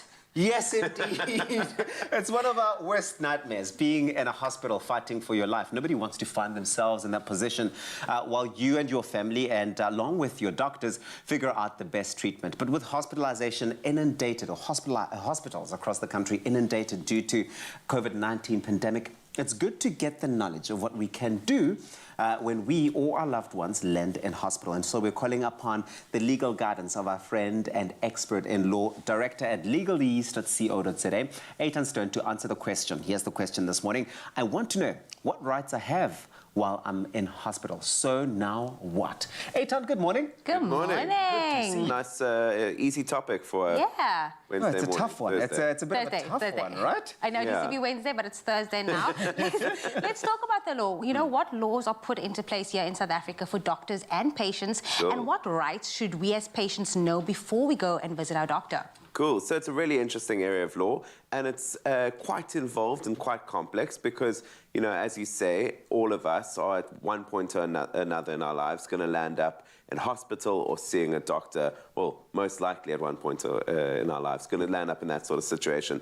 So there are lots of laws that are involved, and it's always, like everything in the law, going to be a balance, right? It's a balance between our rights as patients to the best medical treatment as possible, and doctors' rights in that they have a very difficult job to do, and they need to keep us alive, and they have a risky job in general. So we're trying to balance the two things, and you're going to find the kind of laws that are going to be starting from our constitution to our right to good medical care, and then there's going to be specific laws around what like medical treatment, and then there's also guidelines for doctors. There's also laws around medicines and pharmaceutical companies. So this is a very regulated space and quite complex to navigate. So let's talk about the instance where a patient finds themselves really unhappy or unsure about the prescribed medication or treatment that their doctor has sort of, prescribed. Can they go out and go on and seek an alternative course, for example, in that regard, if they've got the time and if they've got the money? Are there ever circumstances where a patient, let's say, for example, has to follow a prescribed treatment plan that they don't particularly are happy with? Okay, cool. So, I mean, to start off with, I think we need to, first of all, say, doctors are doctors for a reason. They study a long time to be in that position. So, in my opinion, if you're sick, the person that you're going to trust best is going to be the doctor and not some sort of a Google study or something. But let's say you don't trust you don't like what the doctor said, or you don't want that treatment plan. Consent is a very big thing in medicine, and no one can do anything to you without your consent in most circumstances. So if you don't prescribe to a treatment plan, then the doctor can't provide it. That being said, it's not like you can ask the doctor for an alternative one. They don't have to provide any treatment plan that they don't want to. There will be some very limited circumstances that you can kind of be forced to without your consent. I guess that would be if there was a court order for some reason, or if, maybe you are not able to give consent. So if you're a minor or you're in a situation that you don't have the capacity to give consent, or in some, I guess, if we look at COVID, when about a year ago when COVID came out, whether you believed it or not, if you got COVID, you had to isolate. And so in that sort of circumstance, it was the law that you had to follow a treatment plan. But in general, consent is a very big thing in the medical world. Yes, what I wanted to know was, and maybe we can ask this in the next segment, just with regards to if you were in a coma, would it take that responsibility of deciding what the best medical plan is for you? But you can answer that in the next one. So now what we're talking about all about the laws and also your rights when it comes to being a patient and also doctor in South Africa. Weigh in on the conversation, Expresso Morning Show on S3. Cool. So spoil your family. The quick and easy treat that tastes like bliss. Just watch this.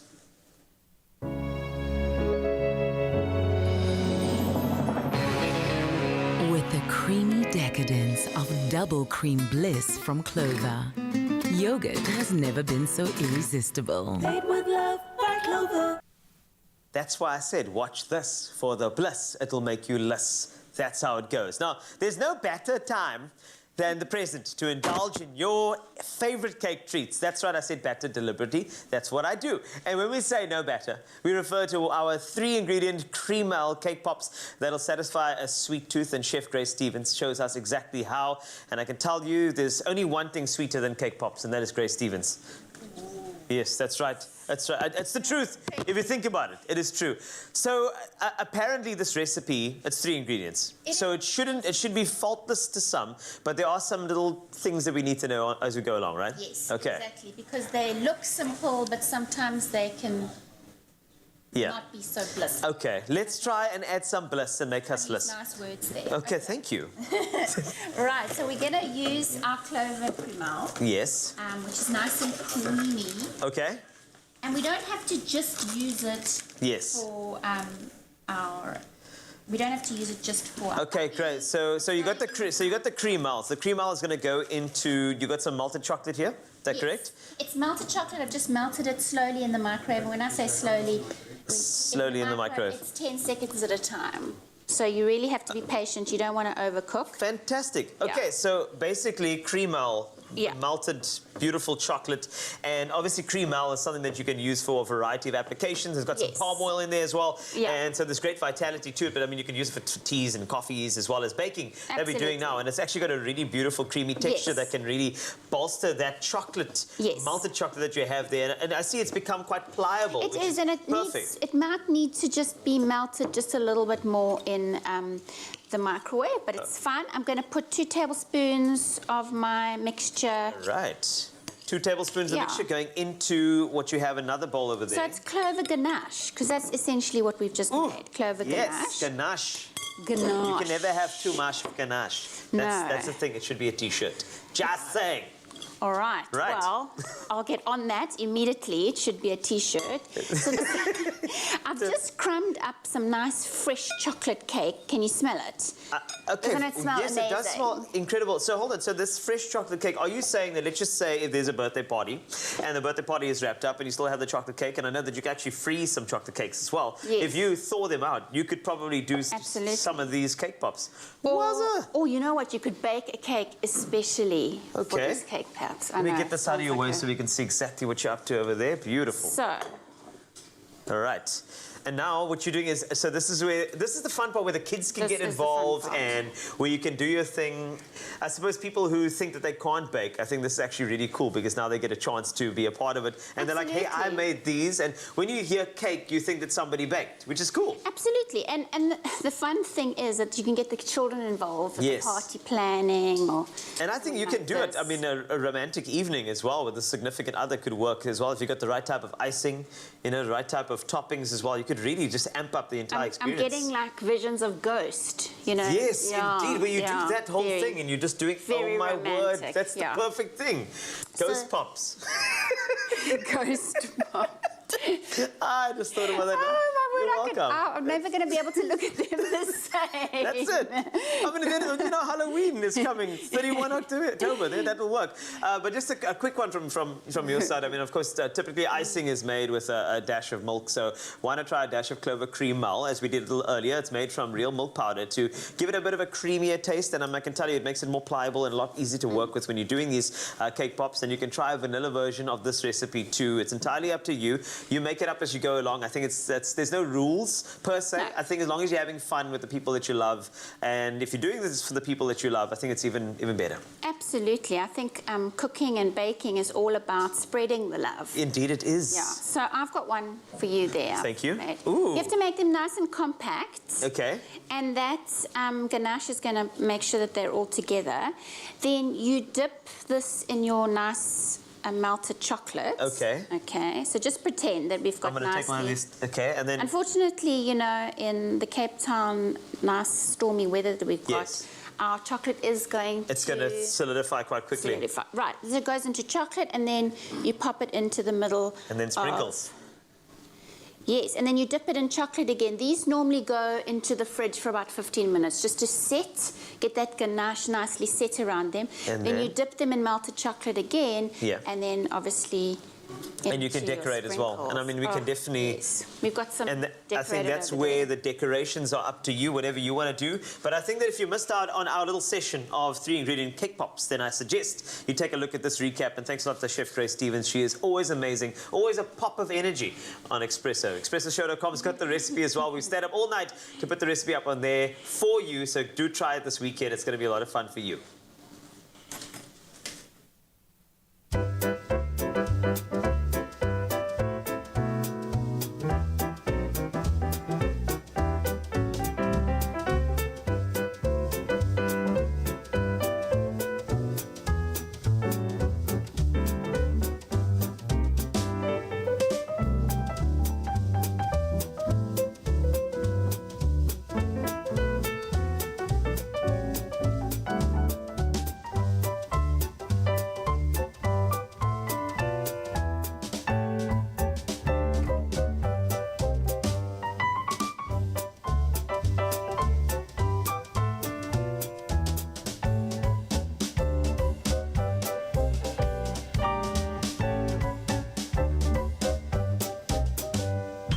Made with love by Clover.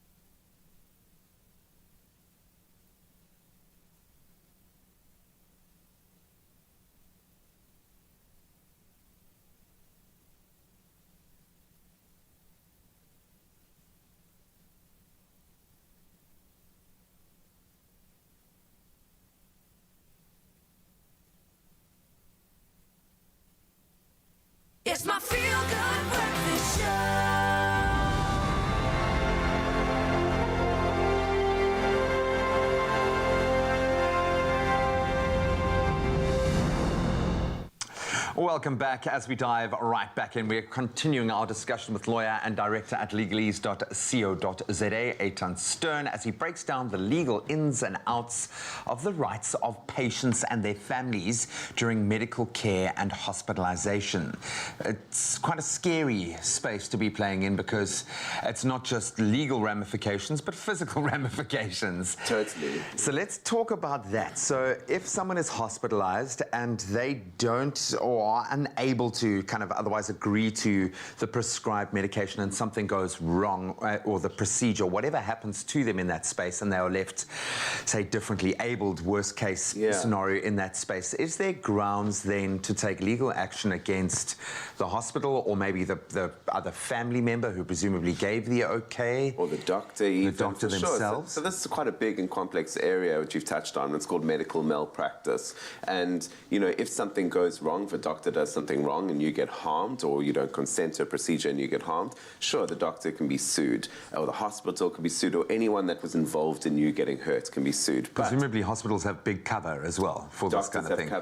Right, and exactly, and you touch on a brilliant area there. So while doctors can be sued, we almost remember that, you know, this has become a bigger issue, and doctors are getting sued more often because people have become, you know, there's access to the courts, and people, this has become a lot more trendy. And what it does is essentially it means that doctors are now becoming afraid to practice, and that's specifically in the kind of there's certain areas of law that's more common. So doctors are refusing to practice in that space, and also it means the insurance bills go up for doctors so much, and that means the price of medical care goes up. So it does have quite a big ramification on the industry. So while doctors can be held liable if they do something wrong, if they haven't done something wrong and it's just you were in a risky procedure, like, people should consider very carefully before they start trying to sue the doctor or the hospital. Yeah, and just bear in mind that hospital is going to have a legal might behind them. They're not. And bear in mind, being a doctor is a very complex and difficult job.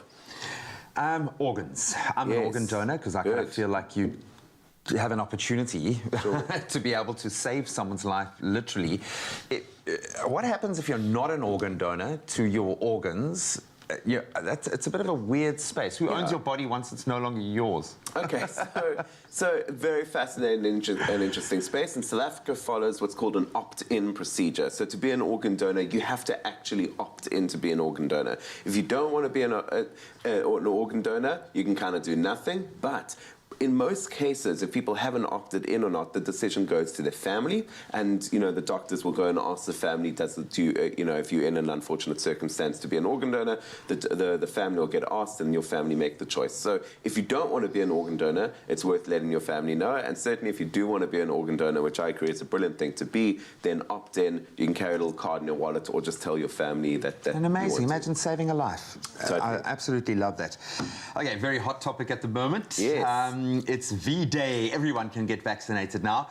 The question is, can a doctor force you to get vaccinated? Is there a reality where we can actually say, all right, you have to? You have to get, other people's safety is at risk here. Totally. So it's a really practical example of this idea of consent in medicine. So no one can force you to get a vaccine. You have autonomy, and you have to consent to all medical procedures, so you can't be forced. That being said, while you have autonomy to not get one, everyone has autonomy to decide how they act to you. So, you know, restaurants can start to refuse you entry, and indoor areas can refuse you entry. Hasn't happened in South Africa yet, but it has in some countries. You could be forced by your employer if you want to keep your job to be vaccinated. And the thing to remember with vaccines is, while it is your own medical health, this coronavirus is a community disease that affects everyone, and if you're not vaccinated, you put others at risk. So, you know, while it is your choice, you must realize that your choice affects people around you. Me personally, when it comes to medicine, I trust what doctors and scientists say. So I've had both my jabs, and good for you, man. Yeah, I'll get my second next week. And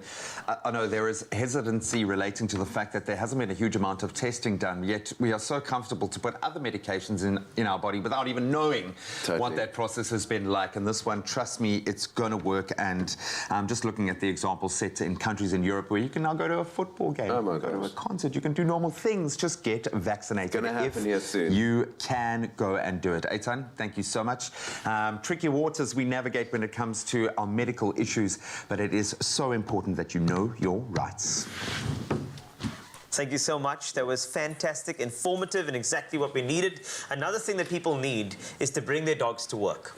That's my thing. I wish I could bring all 4 of my Boston Terriers to work, but there is somebody who actually gets that chance. It's World Dog Day today. We're celebrating. And naturally, we invited our favorite animal behaviorist, Karis Nafti, to help us understand our dogs and develop better relationships with our furry companions. And today, we are tackling the most fundamental but basic piece of discipline that has pretty much exhausted dog owners for centuries. Now, we are going to teach our dogs to listen when we ask them to come here. It's as simple as that. And I know it may seem easy, but sometimes humans don't even get that right. Yeah. Half of the time.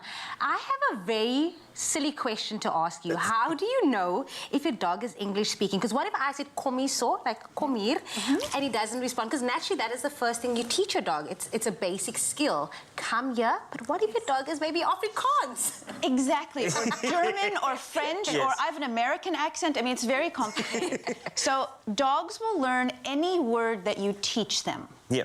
So my favorite silly thing to tell people is dogs don't speak English. They're not born speaking any particular language. So you could teach them, you could make them bilingual. You could teach them different words for different things. I knew one man who had 2 dogs, and one dog was trained in Afrikaans and one was trained in English. So he could do different things with them at the same time. So it just depends on what your dog learns and how you choose to teach them which words. But I'm sure it's got to do with your body language, because obviously Sam will just obviously feed off my energy of how I respond to him or call him like, Sam, come here. No? Yeah, and exactly. So here's a funny thing. I taught my dog Hlala Phansi, Xhosa, for like sit down, and they listen to me. But obviously it's when I do the hand gesture, that's what they're actually responding to. But I still think that my dogs have a bit of language in them as well, touch of Spanish as well. But who knows? But just to start things off, I mean, it's one of those basic principles. But I mean, how do you get started in getting a dog to respond to you calling them and having them come to you? Because dogs are all over the place sometimes. They need to have a prompt. And sometimes when they're busy, they don't exactly see you. So they need an audio prompt. Yeah. How do we get that started? So the main thing I want everybody watching today to learn is you have to teach your dogs to come when they're called. Okay. They're not born doing it. They don't do it automatically. And just because... what have you got to say? It's World Dog Day. Sam has got lots of things to say. For dogs, it's World Human Day. It is World Human Day, yeah. So you have to practice this, and you have to practice first at home. Yes. Because the most common mistake, or a common mistake that people make, is they don't bother using the word come until they're outside and their dog is distracted by the squirrels and the smells and the other people, and then it doesn't work. Yeah. So you have to practice first in a quiet place to teach it as a skill, and then take that understanding to more distracting places. But I'm sure there's so many mistakes that we make as humans because we're just trying to get them to do what we're saying. What are some of those mistakes that we make when we want our dogs just to listen to us? So the most common mistake, you remember you said earlier about body language? Yes. The most common mistake people make is if their dogs don't come the first time they call them, they shout. Come here! We've heard, come here, sir! Come here, sir! I'm serious. I need you to take me serious. And as they shout, people tend to get angry. And their body language to a dog is saying, oh, you should stay away. So if you get angry if your dog isn't coming when called, everything in your body language is saying, stay away from me, and that's likely what they'll do. So if your dog, first of all, doesn't listen the first time, you have to become more friendly and more interesting, not threatening, because it doesn't work. Why does this make me think of my son right now? No, I shouldn't be comparing. Okay, but I was comparing too. Because you can call as often as you want, but once the fortnight's on, there's nothing. There's nothing. You know, I almost like need to give them a treat. But let's talk about how to actually get it done. Because I'm noticing something. You have a very long leash. I have a very long leash today. Yes, and the reason I have this very long leash today is this is a wonderful tool for teaching a dog to come if they don't know how to do it. So I think of this as like training wheels on a bike. You know, you're not quite ready to be on a bike. So if your dog is not quite trustworthy off the leash, and as they won't come back to you, maybe they're distracted. If you get a long leash like this, nice and loose, you can let your dog be loose at the park, but you can still get hold of them.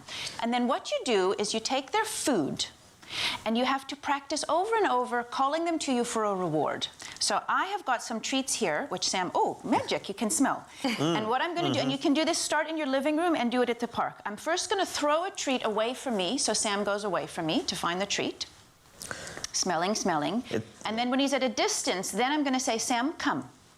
Now, obviously, that's 2 steps away, but that's still good. He's still coming back when I call. So Indeed. you can imagine in your living room, in your lounge, you throw the treat across the lounge so your dog runs 10 steps away. Hey, go find it. The dogs love this. Oh, Sam. Okay, Sam, come. And if you practice this 50 times a day, you will have a dog that is reliable when they're called. Okay, you cannot do this once and think the dogs have it cracked. It doesn't work like that.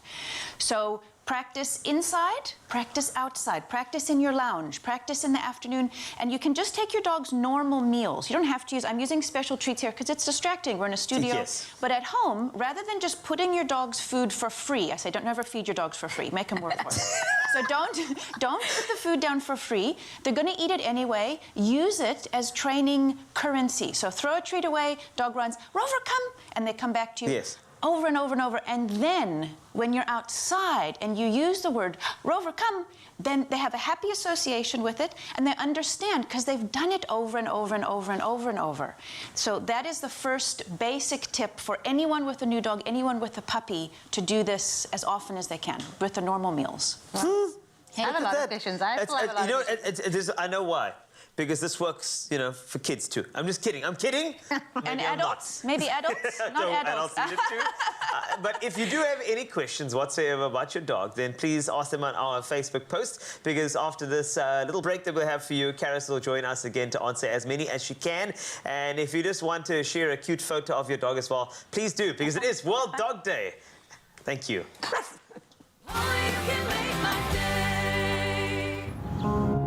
Nourish your skin with Ingram's tissue oil and rich body care range for 48-hour rich moisture. Ingram's, your skin, your brave.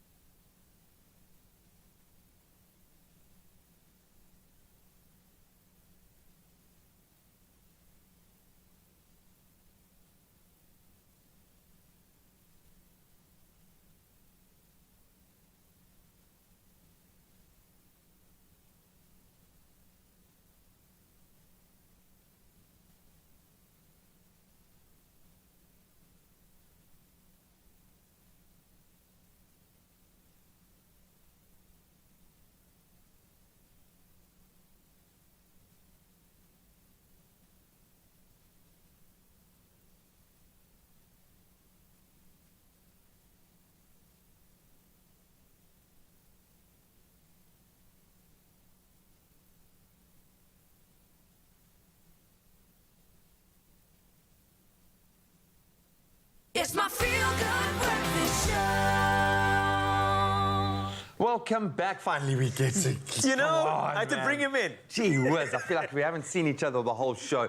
But so glad to be joining this conversation because we love our pups, and we are back with Karis Nafti, who is here to answer all of your dog questions on World Dog Day. It's a big day, man. It is a big day. It is. Sam almost brought his tux today, but he left it at home. Oh, he looks Yeah. fantastic, man. His spot looks extra spotty. Extra round. Yes, the ears are extra pointy. His yes. smile seems wider than usual. Absolutely awesome. But a fun day to come to terms with our quirky, crazy little dogs, because they are. They brighten up our life, but they can have some behavioral kind of elements that do confound us. And we got some questions that came through on social media. Before we get there, just to clarify the long leash, I know you wanted to answer that in its entirety. Yeah. So once we do the process of throwing the treat further and further and doing that 50 times and practicing, the long leash obviously helps to coax the dog back, doesn't it? Yeah.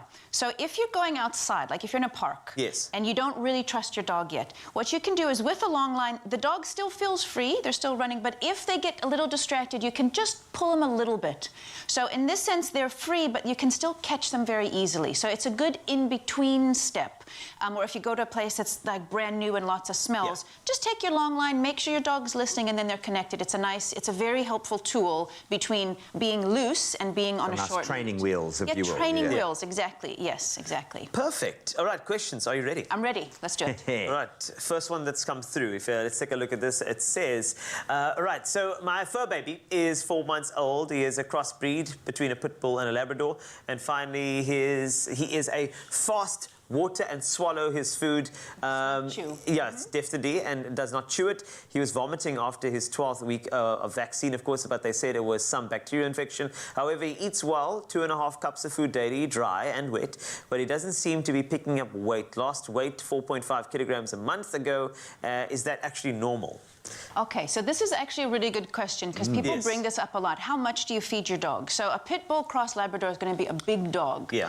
So I'm not a vet. So the first thing I would say to this person is maybe just check with your vet. But what people forget is you have to up puppies' food all the time. They grow all the so time. quickly They as grow so well, quickly. yeah. So imagine like with a human toddler, you'd feed a 1-year-old this much food, and you feed a 3- and 4-year-old a lot more food. Yeah. So most likely this person just needs to up their dog's food quite a bit more so that the puppy is picking up weight. Beautiful. I love that.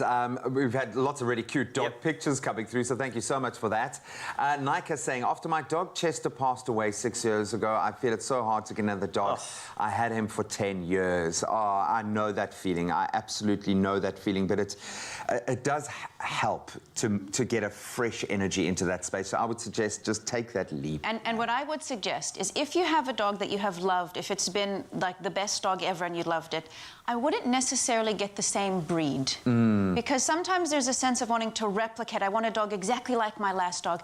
And you never get two dogs the same, even if it's from the same breeder, the same parents, whatever it is. So if you are going to get a new dog, get something very different so that you don't bring in any expectations about what that dog's going to be like. That's what I always suggest. It's a beautiful advice. Now, I know you're not a vet, but you work with vets quite often, and there was a massive fake news drive around coronavirus and pets. And Josephine actually asked now, can my dog get coronavirus? Yeah, as far as I know, no, they can't. But again, I'm not a vet, so I'm not a medical person, so I would just check with it. It's not something that I have. By now, I think it would have been a very well-publicized real news story, not a fake news story. Yeah, exactly. Prince coming in with this one, clearly got a conundrum. Morning, guys. My brother's dog eats and sleeps a lot, is not active enough. What can I do with this little bossy, lazy one? Now, I'm very curious. Losing the psychological balance. Is he talking about the brother or the dog? That's a good question. And I must tell you, I've never met a bossy, lazy dog. Lazy dogs just chill. So I'm a little confused by bossy and lazy because bossy is always energetic.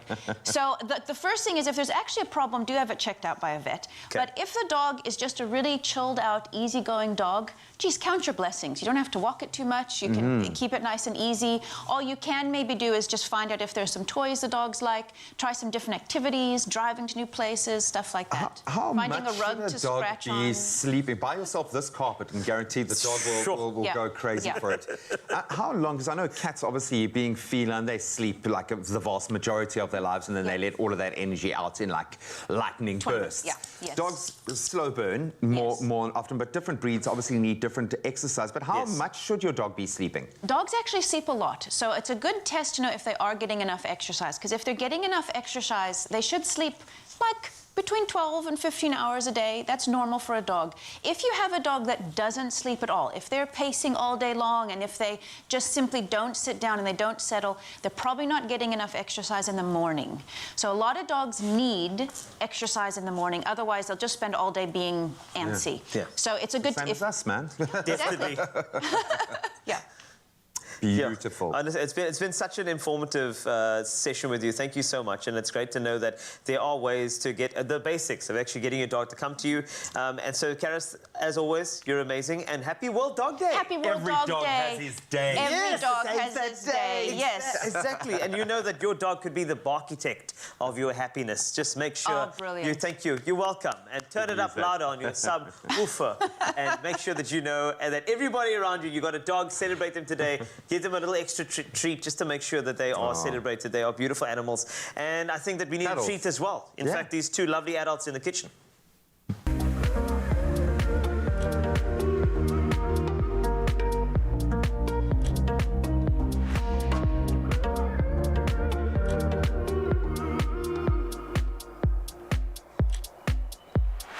And after all of that running around with our little furry pets, a refreshing drink may just be what you need. We've got you covered with our Manhattan blackcurrant and berry milkshake. It's the perfect treat for when you need to taste and take some time out. Spring is around the corner.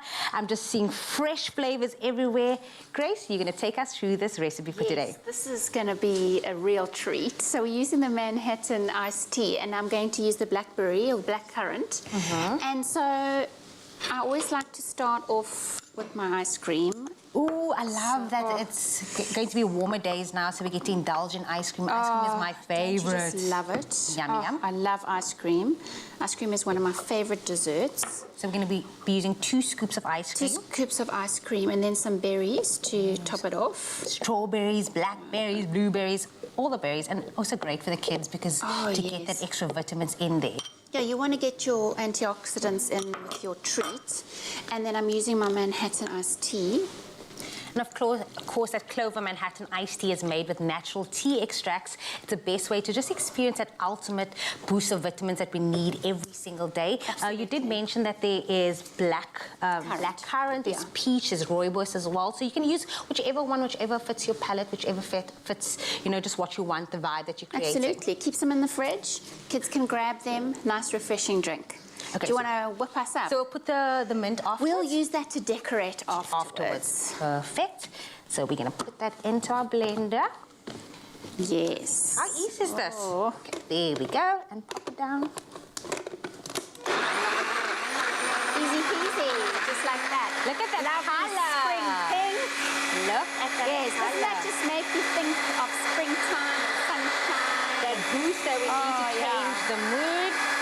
Let me know when to stop. You can stop now. Stop it there. Of course, if you want it a bit more chunky. Yeah, and then you can check the consistency. If you want to add a little bit more ice cream, and that's what you do, or if you need to loosen it up a little bit with your Manhattan iced tea. Oh, no, I think that is that cool? perfect. Now give it a smell. You have to smell it. Does that not springtime smell? Oh, wow. That isn't it strawberries amazing? are just like, eats me. Yeah. Should I do a beautiful pour for us? Pour. Mocktail. This is a little bit of a mocktail for us. Expresso.com if you want to be springtime fine, everybody. This is a... Well, I can see how good you are at sharing. That one is unfortunately for you, Grace. And you can top it up with some ice cream if you want to. And then... Oh, I thought I'd just top yours up with a little bit of thank ice you. cream I'm like being that. spoiled today. I'm not complaining at all. And then, of course, to garnish it with that beautiful So this is mint nice that we have. fresh mint, which just like sets it off. Maybe a little bit of strawberry on the side. I'm all about eating with your eyes. That looks picture perfect. It's ready for the gram. I'm ready to post this you now try and this, we'll tell be everybody. best mates for life. Yeah, cheers. There we I go. can do this. There we go. Cheers. I forgot to cheers, but this is so good. Oh. That is screaming spring. It is screaming summer. It's screaming yasness. Expressoshow.com. Grace. Okay, now can we cheers? Just because I feel like I didn't cheers you. Cheers. Cheers, and cheers to you. So, we've had classic fashion from Timby, classic cars, thanks Chad, and we've seen classic hairstyles. And you, Michael? Classic. A classic range from Clover. Timeless taste. Made with love by Clover.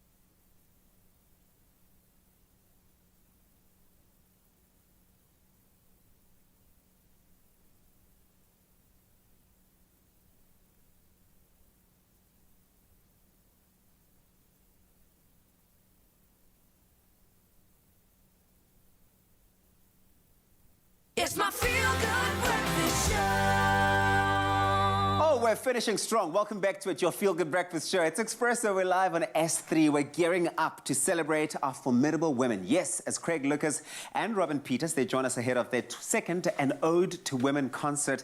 It's happening on the 29th of August. That's this Sunday. They're sending us into the morning with a duet between undeniable divas. It's Barbara Streisand, Celine Dion. It's from 1997. It's called Tell Him. Gents, take it away.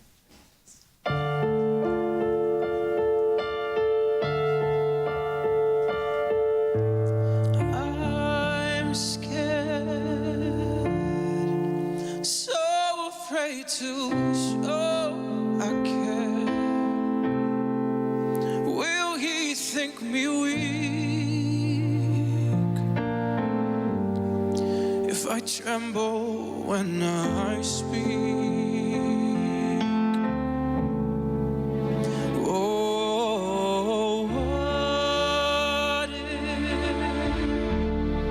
There's another one he's thinking of. Maybe he's in love and I feel like a fool. Life can be so cruel, I don't know what to do.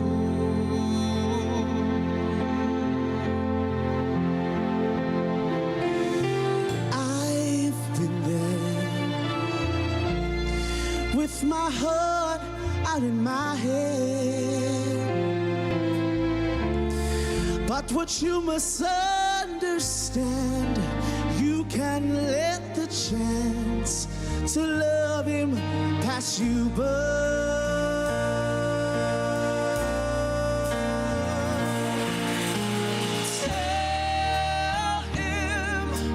Tell him that the sun and moon rise in his eyes.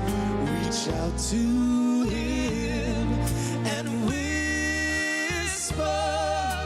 tender words so soft and sweet. I'll hold him close to feel his heartbeat. Love will be the gift you give yourself.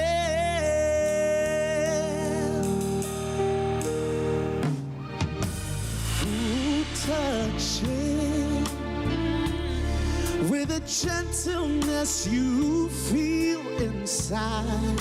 I feel it. Your love can be denied. The truth will set you free. You'll have what's meant to be. All in time you'll see.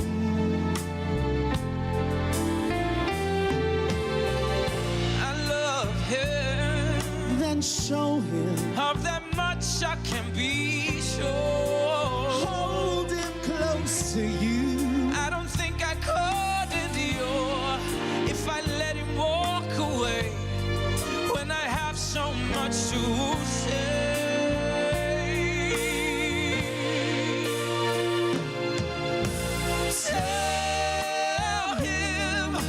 Tell him that the sun and moon rise in his eyes. Reach out to him and whisper tender words so soft and sweet. I'll hold him close to feel his heartbeat. Love will be the gift you give yourself. Love is a light that surely grows in the hearts of those who know. It's a steady flame that grows. Feed the fire with all the passion you can show. Tonight love will assume its place. Your memory's time cannot erase. Your faith will lead love where it has to go.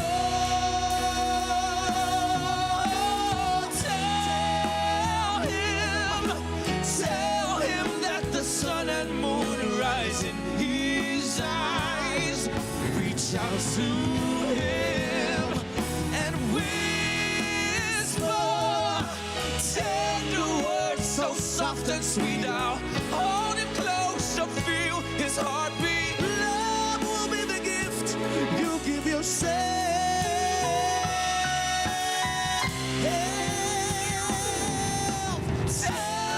Here's to taking the winter blues away and trying new adventurous recipes to put the spring back in your step.